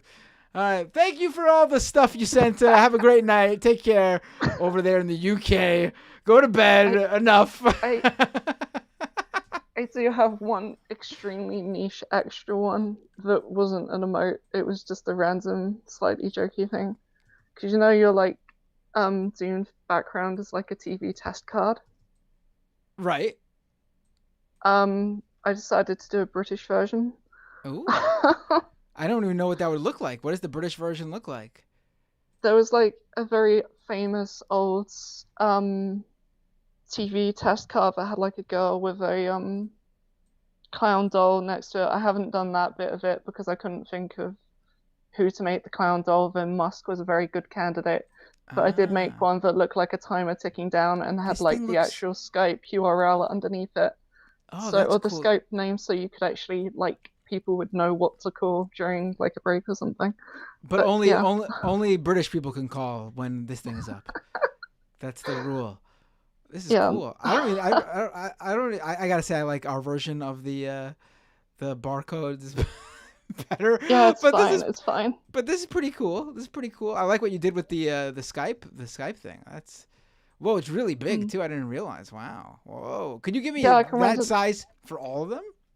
Yeah, I can render most things in most sizes because I did most of them as vectors. But like the animations, I had to put into like actual bitmap and image editors, so they might be a bit lower resolution. This is awesome. I love it. I'm a big fan of all of these. These are all great. And if you ever want some random art assets, just ask. Oh, awesome. Absolutely. All right, but yeah, this is great. I literally I ended up remaking the Doomed logo from scratch because I was like, doing the extra O's is going to be effort if I was trying to like Photoshop the old one, and I was just like, I'll just make it from scratch. So like Rem and Rene and a few of the other Binder chatters who I've apparently decided to bug with my art efforts have been seeing the random, like, as it's being made kind of stuff when I'm doing random stuff. I also did like a Ren emotes and a Rene emotes, but obviously slightly less relevant. Oh, I also did a Sam. Are the Rene votes taken at a camera angle where you can see his ceiling? Like it's the Rene emote is at a silly angle. Yes. Really? Wow! You actually? I was just joking. Wow. I'm trying to remember where it is in my files. I did also do a Sam Zeta, though I don't know how much. Sam gets enough emotes with the majority port fans making stuff for them all the time. He doesn't need any more. Here's the weird Sam Zeta. I'm not sure how much you'd think it looks like Sam Zeta. Oh my god, it does. No, that's cool. I like that. I like that a lot. That's the Rene angle one. There's two versions of. I do want to see the. I do want to see the Rene angle one. Let me pull up Cedar on the. All right, here's Sam. Whoa! It came out really big on the. I like how you're just surrounded by like art, like it's gifs, like it's a really bad '90s website. I can't figure out how to. can't figure out how to close the. There we go. I got it. All right. The Sam Cedar emote was so big I couldn't manually grab the sides to make it smaller. Let's see this Renee one. Definitely I send will me the point Renee out one. this was by Renee's request. I personally Okay. would have done it very differently. All right, here we go. Let's We've see got this. one with glasses and one without glasses. Oh my god. This is great. Hold on, let me. The one without glasses is really good. That looks more like Renee. His exact request was like those photos of a dog with their nose against the camera. All right, here's Renee. And I feel like he looks like he gives me what's the guy from oh my god, I have to look it up. What's I'm having it's too late for me to be thinking. Wimpy from Popeye. oh yeah, It looks like Wimpy taken straight on. Like if Wimpy was looking directly at the screen.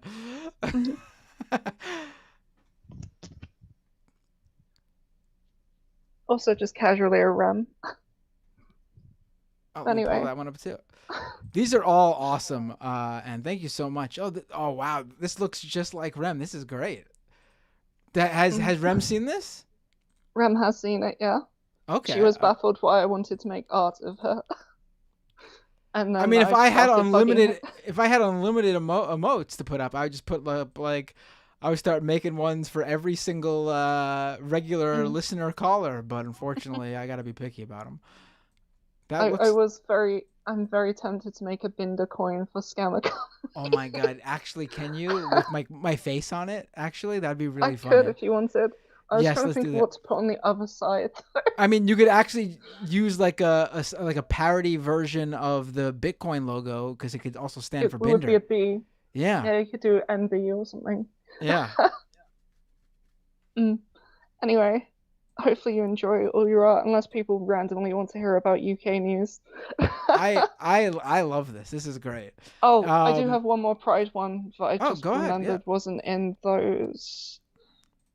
What did I label it? LGBT flags. I did this. I can't remember which one looked better. I had two versions. I'll just send both versions. I thought these look cute as like a little emotes thing, but they're way higher res than. Oh, this is nice. I an like emote. this. What's the difference between the two? Oh, I see. One has stars, one doesn't. Okay, cool. One This has is really stars nice. and slightly rougher border, and the other one doesn't. These are nice. So anyway, you have a load of free. Oh, I will be Apparently, you've missed the buy uploading as flag. many as possible. What? I think you've missed the buy flag from the. Oh, I missed a few of them. I think. Hold on, let me. Yeah. Because I'm trying to like quickly. Let me see what else. Yeah, it's fine. But anyway, here have a load of art spam. I may have been building these a while.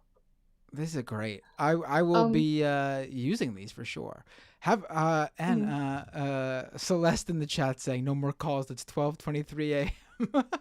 I'm gonna take maybe one or two more calls. We're gonna go close to. Watch. I'm gonna say this and then I'm gonna end up being here till like 3 in the morning. But we're gonna take maybe one or two more calls. We do have the just one more call emote ready. We do. Yes. You might have to make it just two more calls one because I just said that too. Have a great night, and this is really fantastic. Thank you so much. Enjoy the art. All right, let's go to the phones. Oh. Hey, what's your name? Where are you calling from? Hello? Oh, because I just said that. Hold on, just turn down the volume of the stream and then talk right for Skype, and then you should all be good to go. Shit. Hello? Hello? Yep, you're on the air. What's your name? Where are you calling from? No, wait. Hi, my name is Marwa. I'm from Goleta, California. Wow, this is cool. I'm on the radio.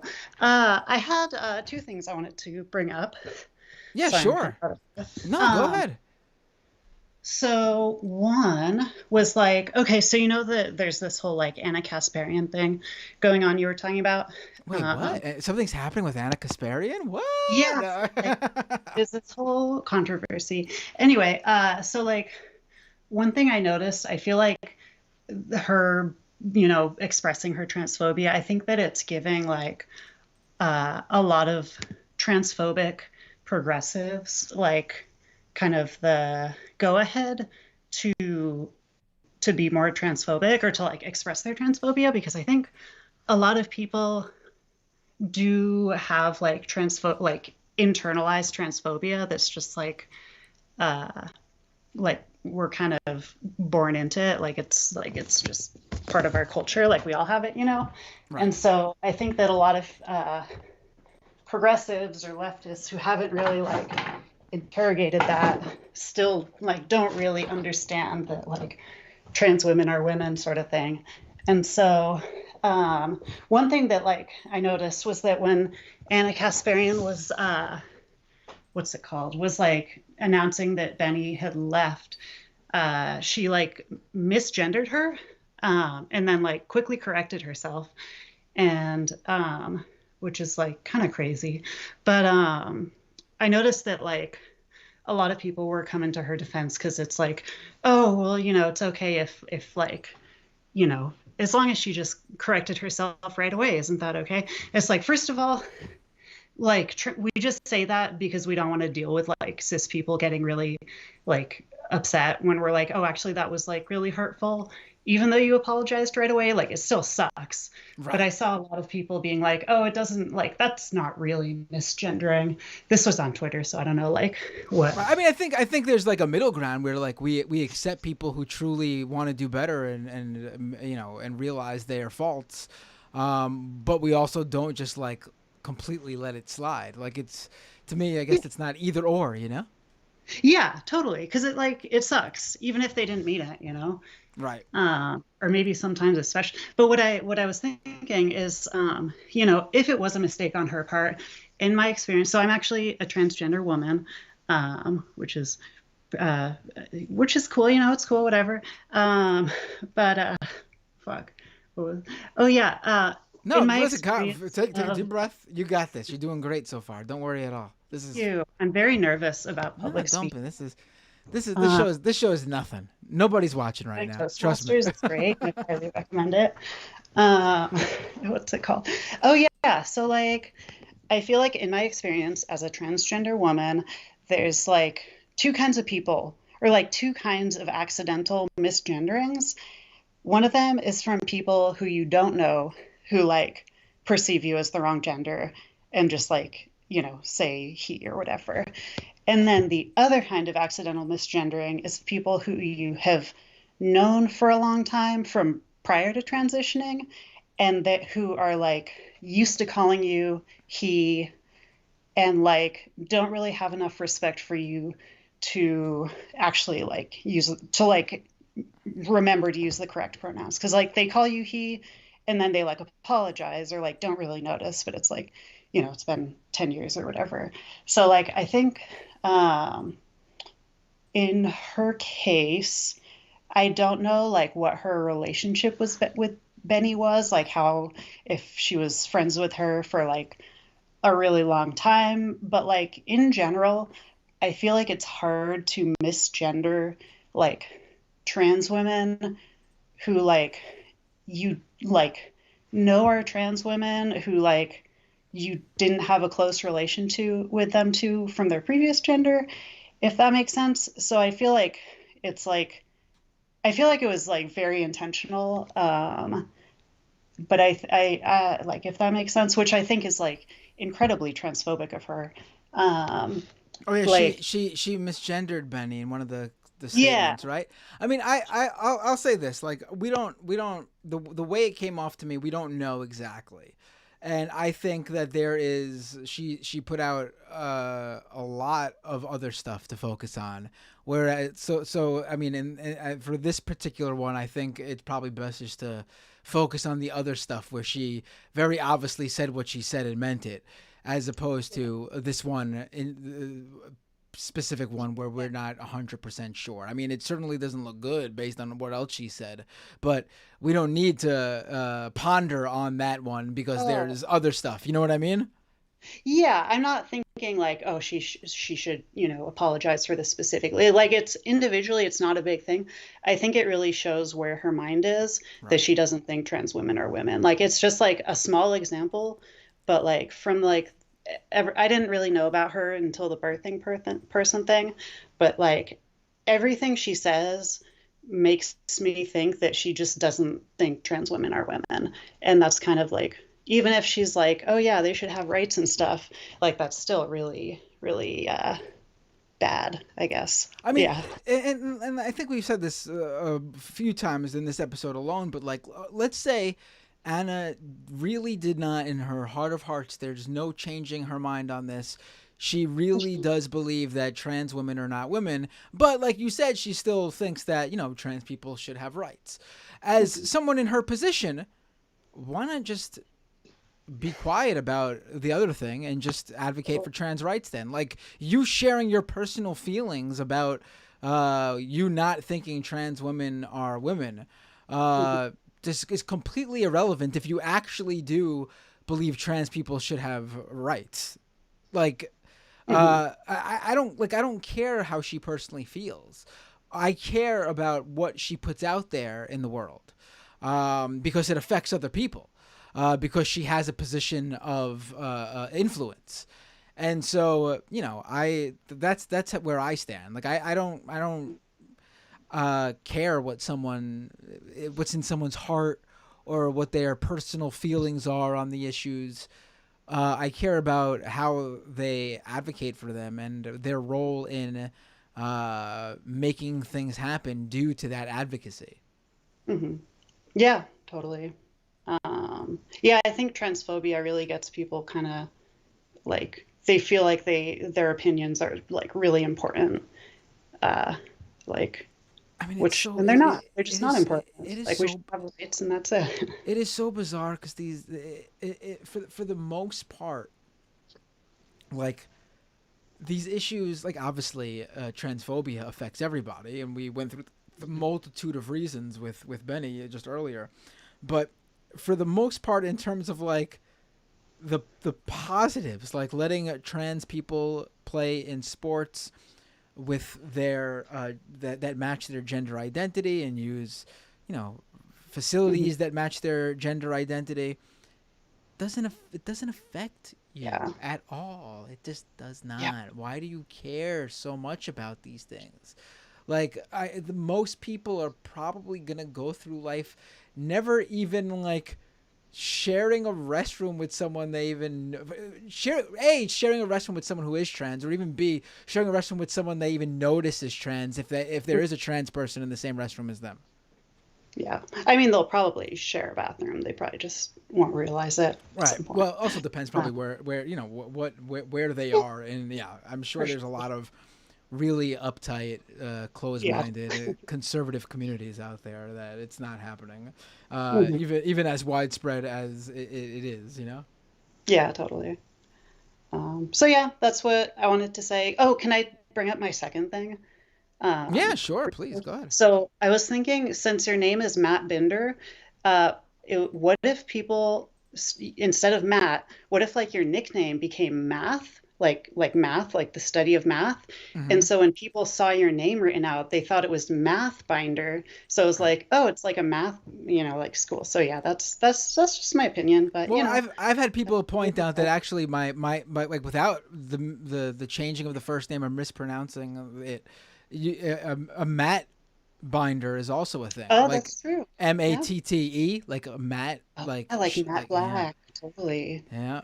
Okay, that's valid. Yeah. That one works too. Yeah. We do. Okay. All right. Look, I give you an opportunity to talk some more, and it just comes back in my face, doesn't it? No, I'm just joking. This was great. I really enjoyed the call, and you did great, by the way. You should call in more because it was fantastic. Oh, thank you. I have a lot of feelings. So also, I just want to say it's like wild. Or it's like it's interesting seeing you with the green background on the Skype call. Oh, right, so yes. I would encourage people to call just for like that experience. Like it's very.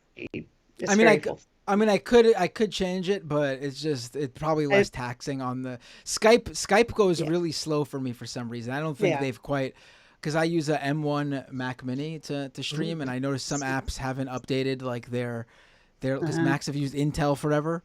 So some apps haven't updated for it.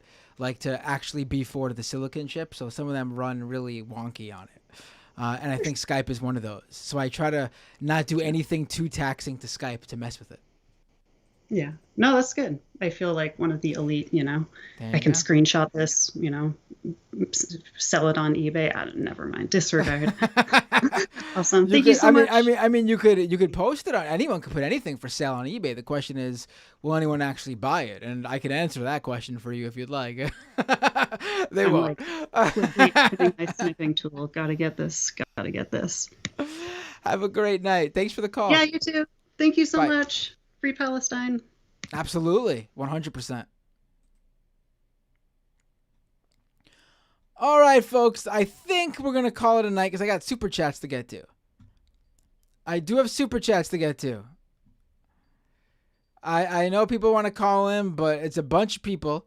And if I take one, then I'm going to feel like I got to take more, and I got to take them all. So let's go to super chats. I'm sorry. I feel bad.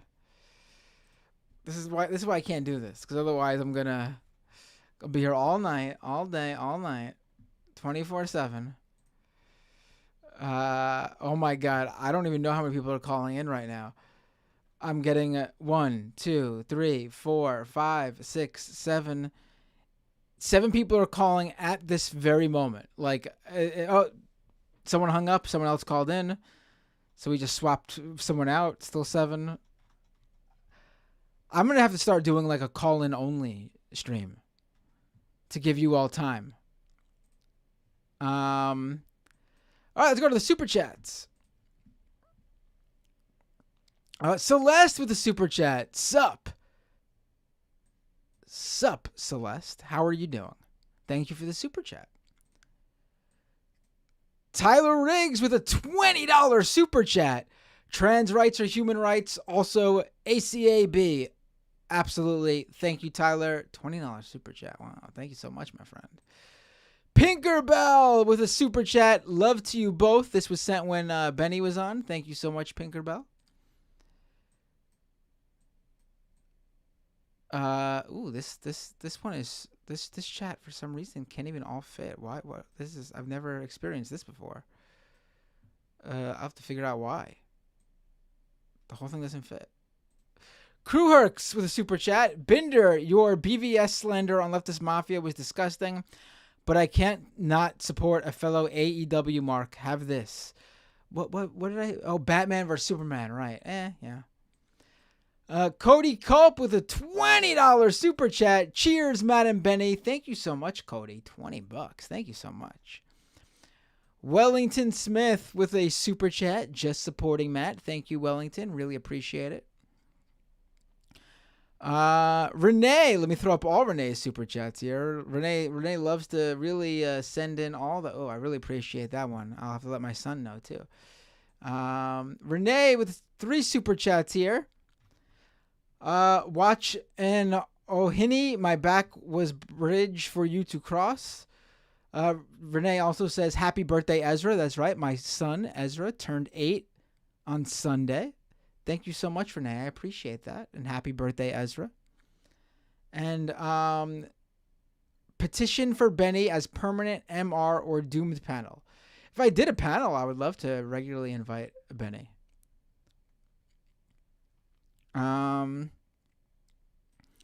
Double O Govan Double O with a super chat. The technology married to it, man's moral ability lagging behind like always.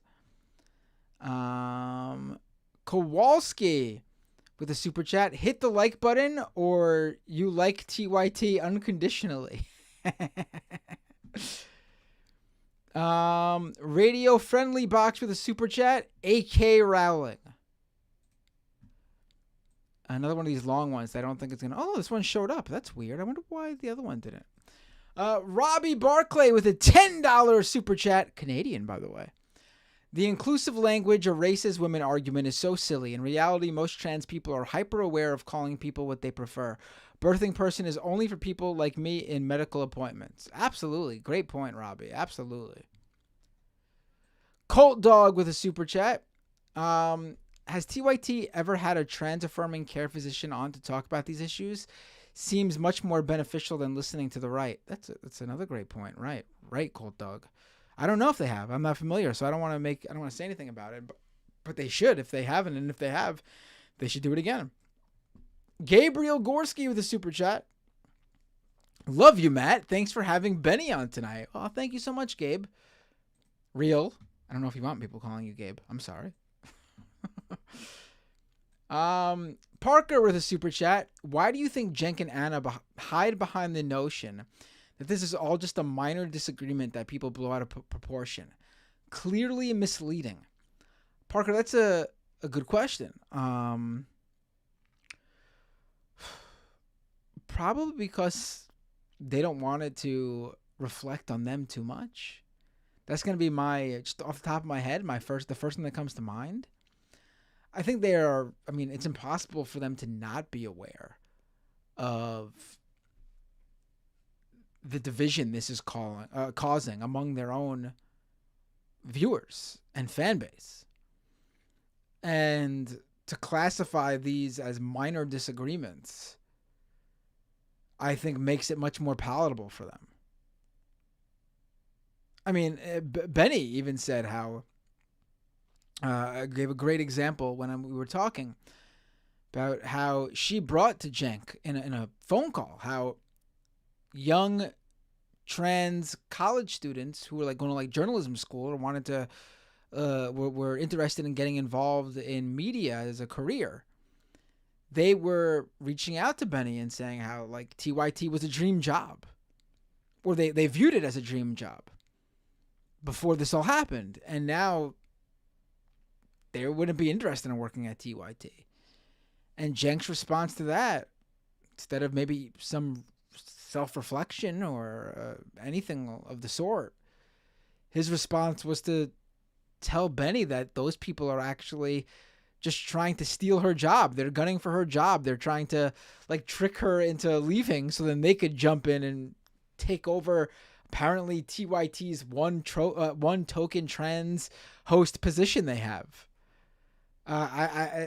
It's there could be a lot of reasons, but that's the first that comes to mind.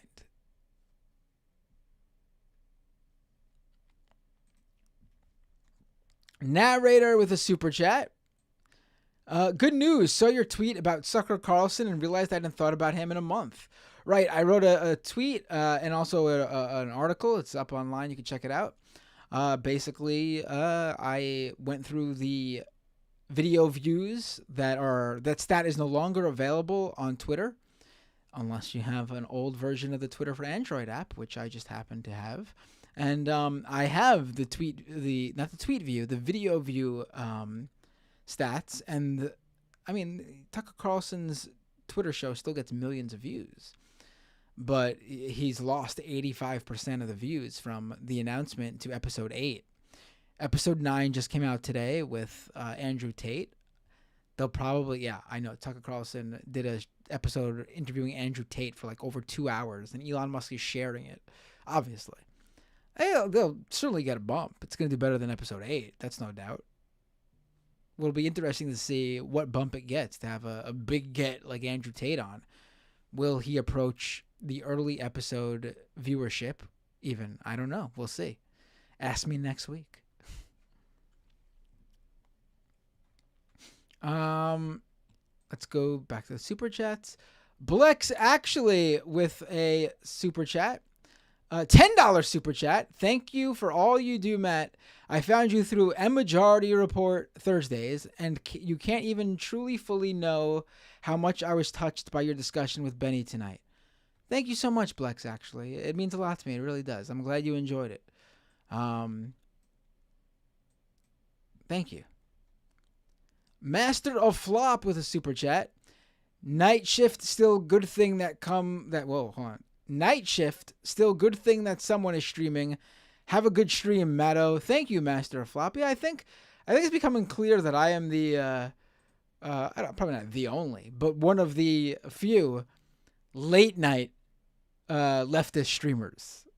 Most people seem to be smart and do primetime viewership, which is morning when people are first getting to work and they're doing their work and listening to something. afternoon having lunch and they have a break to watch something. And of course, primetime viewing, people get home, they watch YouTube, like, 8 o'clock after dinner or maybe during dinner. That's like the 3 primetime viewerships, it seems. I cannot stream at either of those times because of my day job and my children being awake. So I happily roll into work for the night shift for all of you. Let's go back to the super chats. Jesse B with a $20 super chat. Just send in the super chat my way. No comment. That's cool. I either way, it's fine with me. Thank you so much, Jesse. Star Sart Bar with a super chat. Her birthing person whining was based in her not thinking of trans men as men. Like her whole take was based in excluding trans men as a concept from talks of reproductive rights. Right. Yeah. Yeah, that's absolutely. Celeste with a super chat. Defund doomed. I appreciate that, Celeste. I appreciate the super chat, not the sentiment. Bolt Action Gamer with a super chat. I don't know if you remember my username from your podcast with Mike last week, but I will try to call you next time. I would like to share my story. Oh, absolutely, Bolt Action Gamer. Let me know when you call in. If you're referring to something we previously spoke about. Like when you try to call on Skype, before you call, send me a chat on Skype. Shami Sengupta with a 10-pound super chat. Hi, Matt. Just watched the Vanguard debate with Sitch and Adam. I didn't even know they did that. Adam and Sitch heavily criticized leftist mafia about Anna and said Ole racist to Anna. Said you are white passing. Well, I am white passing because I'm white. They not? I've debated them a while ago with Lance. Do they not know I'm white? Or maybe they know that I'm ethnically Jewish and are trying to bring that up. But I'm white. And I bring up the Jewish thing because whenever a right winger finds out I'm Jewish, they are very angry that I call myself white. So I don't know if they're doing that. But I am white passing because I am indeed white. In fact, I am white, but people usually think I'm something else. So I'm actually something else passing. Everyone always thinks I'm either Latino or Indian or I get Middle Eastern a lot. People always, and for a while actually, probably based on my haircut at the time, I had shaved the sides of my head and I had like a mohawk, but I just never put it up. And people would frequently be like, you have like a Prince thing going on. You look like Prince. I don't think I look like Prince, but I'll take it. Prince is a good looking guy. Michael Reich with a $23.86 super chat. It's all about tire pressure. I'm not sure what you're referring to, but I enjoy the $23.86 super chat. The Matt Mercy with a super chat. Kyle Kalinske has been awful quiet about Anna. Sad. I don't know what Kyle Kalinski's been up to, so I can't comment on that.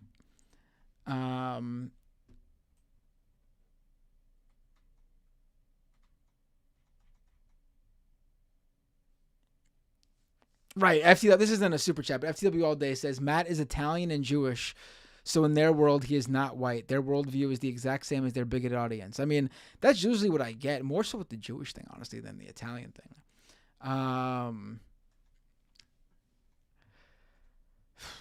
Right. I mean, I don't. Shade says I'm ethnically ambiguous. Yeah, I mean, I don't care. Like.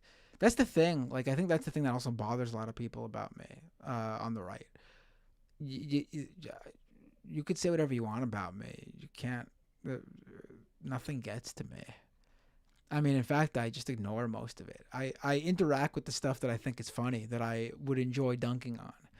But otherwise, I just ignore it because it just doesn't. I don't care. Nothing phases me. I'm so desensitized, and also I am extremely confident. Some would say I'm overconfident. It's undeserving confidence, but yeah, I'm pretty great. Oh, there's some super stickers. JL Washington, on top of becoming a member today on YouTube, a $20 super sticker, a Shiba dog in samurai armor waving a banner saying #1. Thank you so much. I can't show it on the feed though because it doesn't show up. This happens with Leftist Mafia too, and we use a completely different program. I don't think YouTube provides the super sticker images in their API, so the streaming programs can't actually pull the sticker in. And Godcat with a super sticker, a purple cat. Thank you so much, Godcat.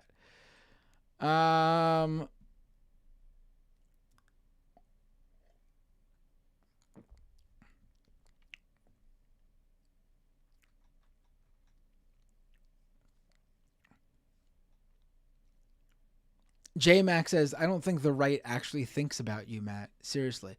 I mean, you should check my Twitter mentions every now and then.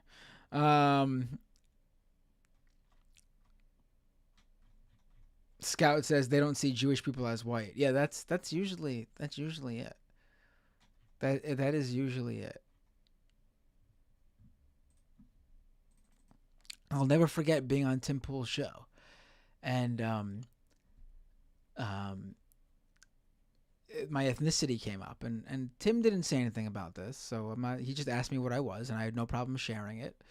But the second I said I was white, some people looked into my background, and I guess I've made a few jokes about my Jewish ethnicity over the years, about how, probably based on the fact that I'm half Jewish on my dad's side, and I was raised Catholic on my mom's side, which is like the quintessential, like, at least in New York, like it's a thing to have an Italian New Yorker parent married to a Jewish New Yorker parent, and apparently that happens quite frequently, and the two culturally are both very different and also both very the same in many ways, and I can speak to that. But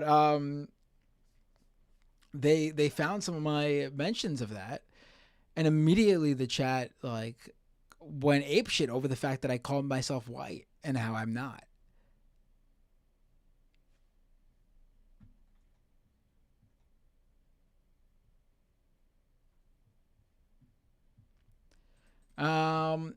Oh, over on Twitch. Let's go to Twitch. Don't want to forget all the fine people over there.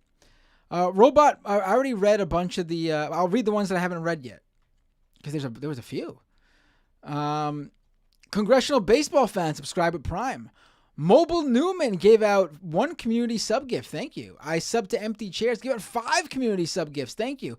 Oh, we had a hype train. We had a level 3 hype train on the. I didn't even see it then. I'm sorry. Goofy Goober subscribe at Prime. Atomos 128 subscribe at Prime.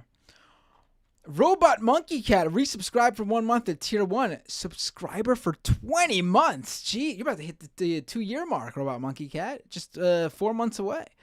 Thanks for having Benny.gay on the show. Her Twitch name has officially changed, and it's in her pinned tweet. Message to all. Please like/retweet it. Oh, that's awesome that actually happened. That we did that. That's crazy. That we actually came up with. I mean, I'm sure. I think Ben even mentioned she was thinking about doing that previously, but I'm glad that the conversation on this show was that final push to have that happen, because I do think it's a much more memorable name at the very least. I mean, I think it's a better name. I think it's a really cool domain name. I'm a big domain name person.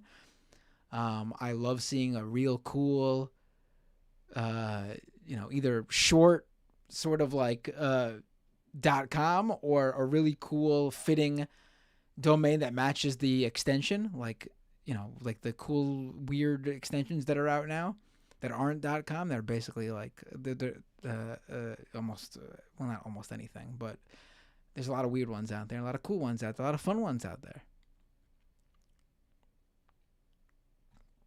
I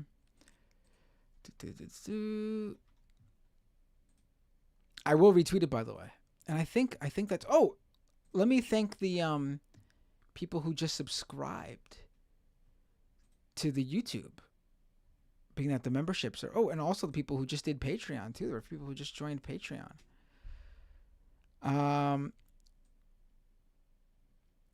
Dennis Deems, thank you so much for becoming a patron at patreon.com/MattBinder while we were live on the show. And thank you to the people who just joined the YouTube membership. Where's that? Let me pull those people up right now. Well, it's gonna be hard to tell if I mentioned these people already, but I'll name the people who have, who I think just joined, who I did not yet mention. Alan Hill, Tanya K, Mary Clam, Heket, J.L. Washington, Dylan Anderson, and Venus Bloodflow. Thank you all so much for becoming YouTube members at youtube.com/MattBinder. All right, cool. I think. Oh, Matt Mercy with this the last minute super chat here. Oh wait, we got Renee with another one too. I'll throw these up. Renee says, "Take pride that you aren't white Matapacos." And the Matt Mercy with the super chat. Anna now magically pretends dog whistles don't exist. Also, I didn't see the Vanguard speak with Adam and Sitch. Why did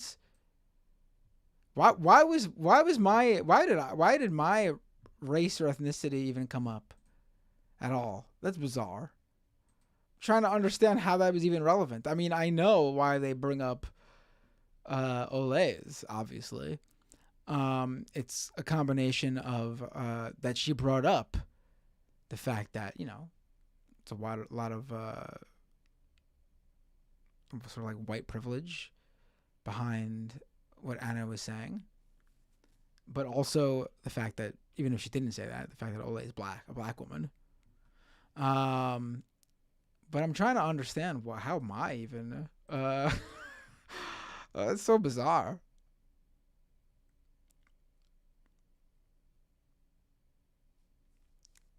Oh, don't worry, Robbie. I saw it. Don't worry about it.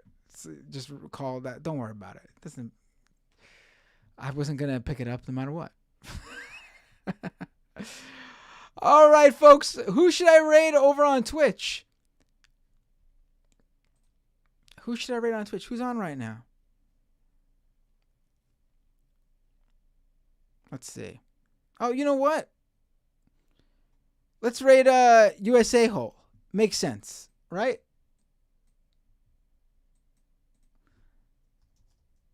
Let's keep that let's keep this advocacy and attitude going here, right? And let's raid USA Hole. And as always, I will see you all on you might actually see some stuff going out. I've done a number of shows over the past week about the new Facebook, this new Meta's new Twitter competitor, Threads by Instagram, and so some of that might be shared out by other people. I'll share some of it too, so you might be able to catch that. Majority Report on Thursday. Leftist Mafia on Thursday. Hint, there's gonna be an announcement on Leftist Mafia too, so check that out.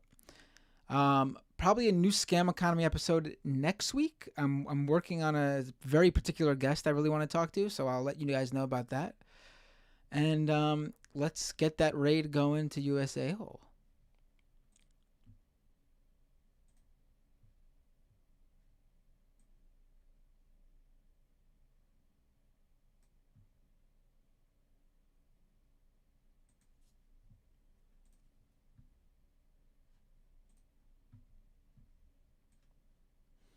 All right, folks. I really appreciate you all watching. Please subscribe to the YouTube channel. Follow on Twitch, youtube.com/MattBinder, twitch.tv/MattBinder. You know the drill. At Matt Binder all over social media. Take care and have a great night.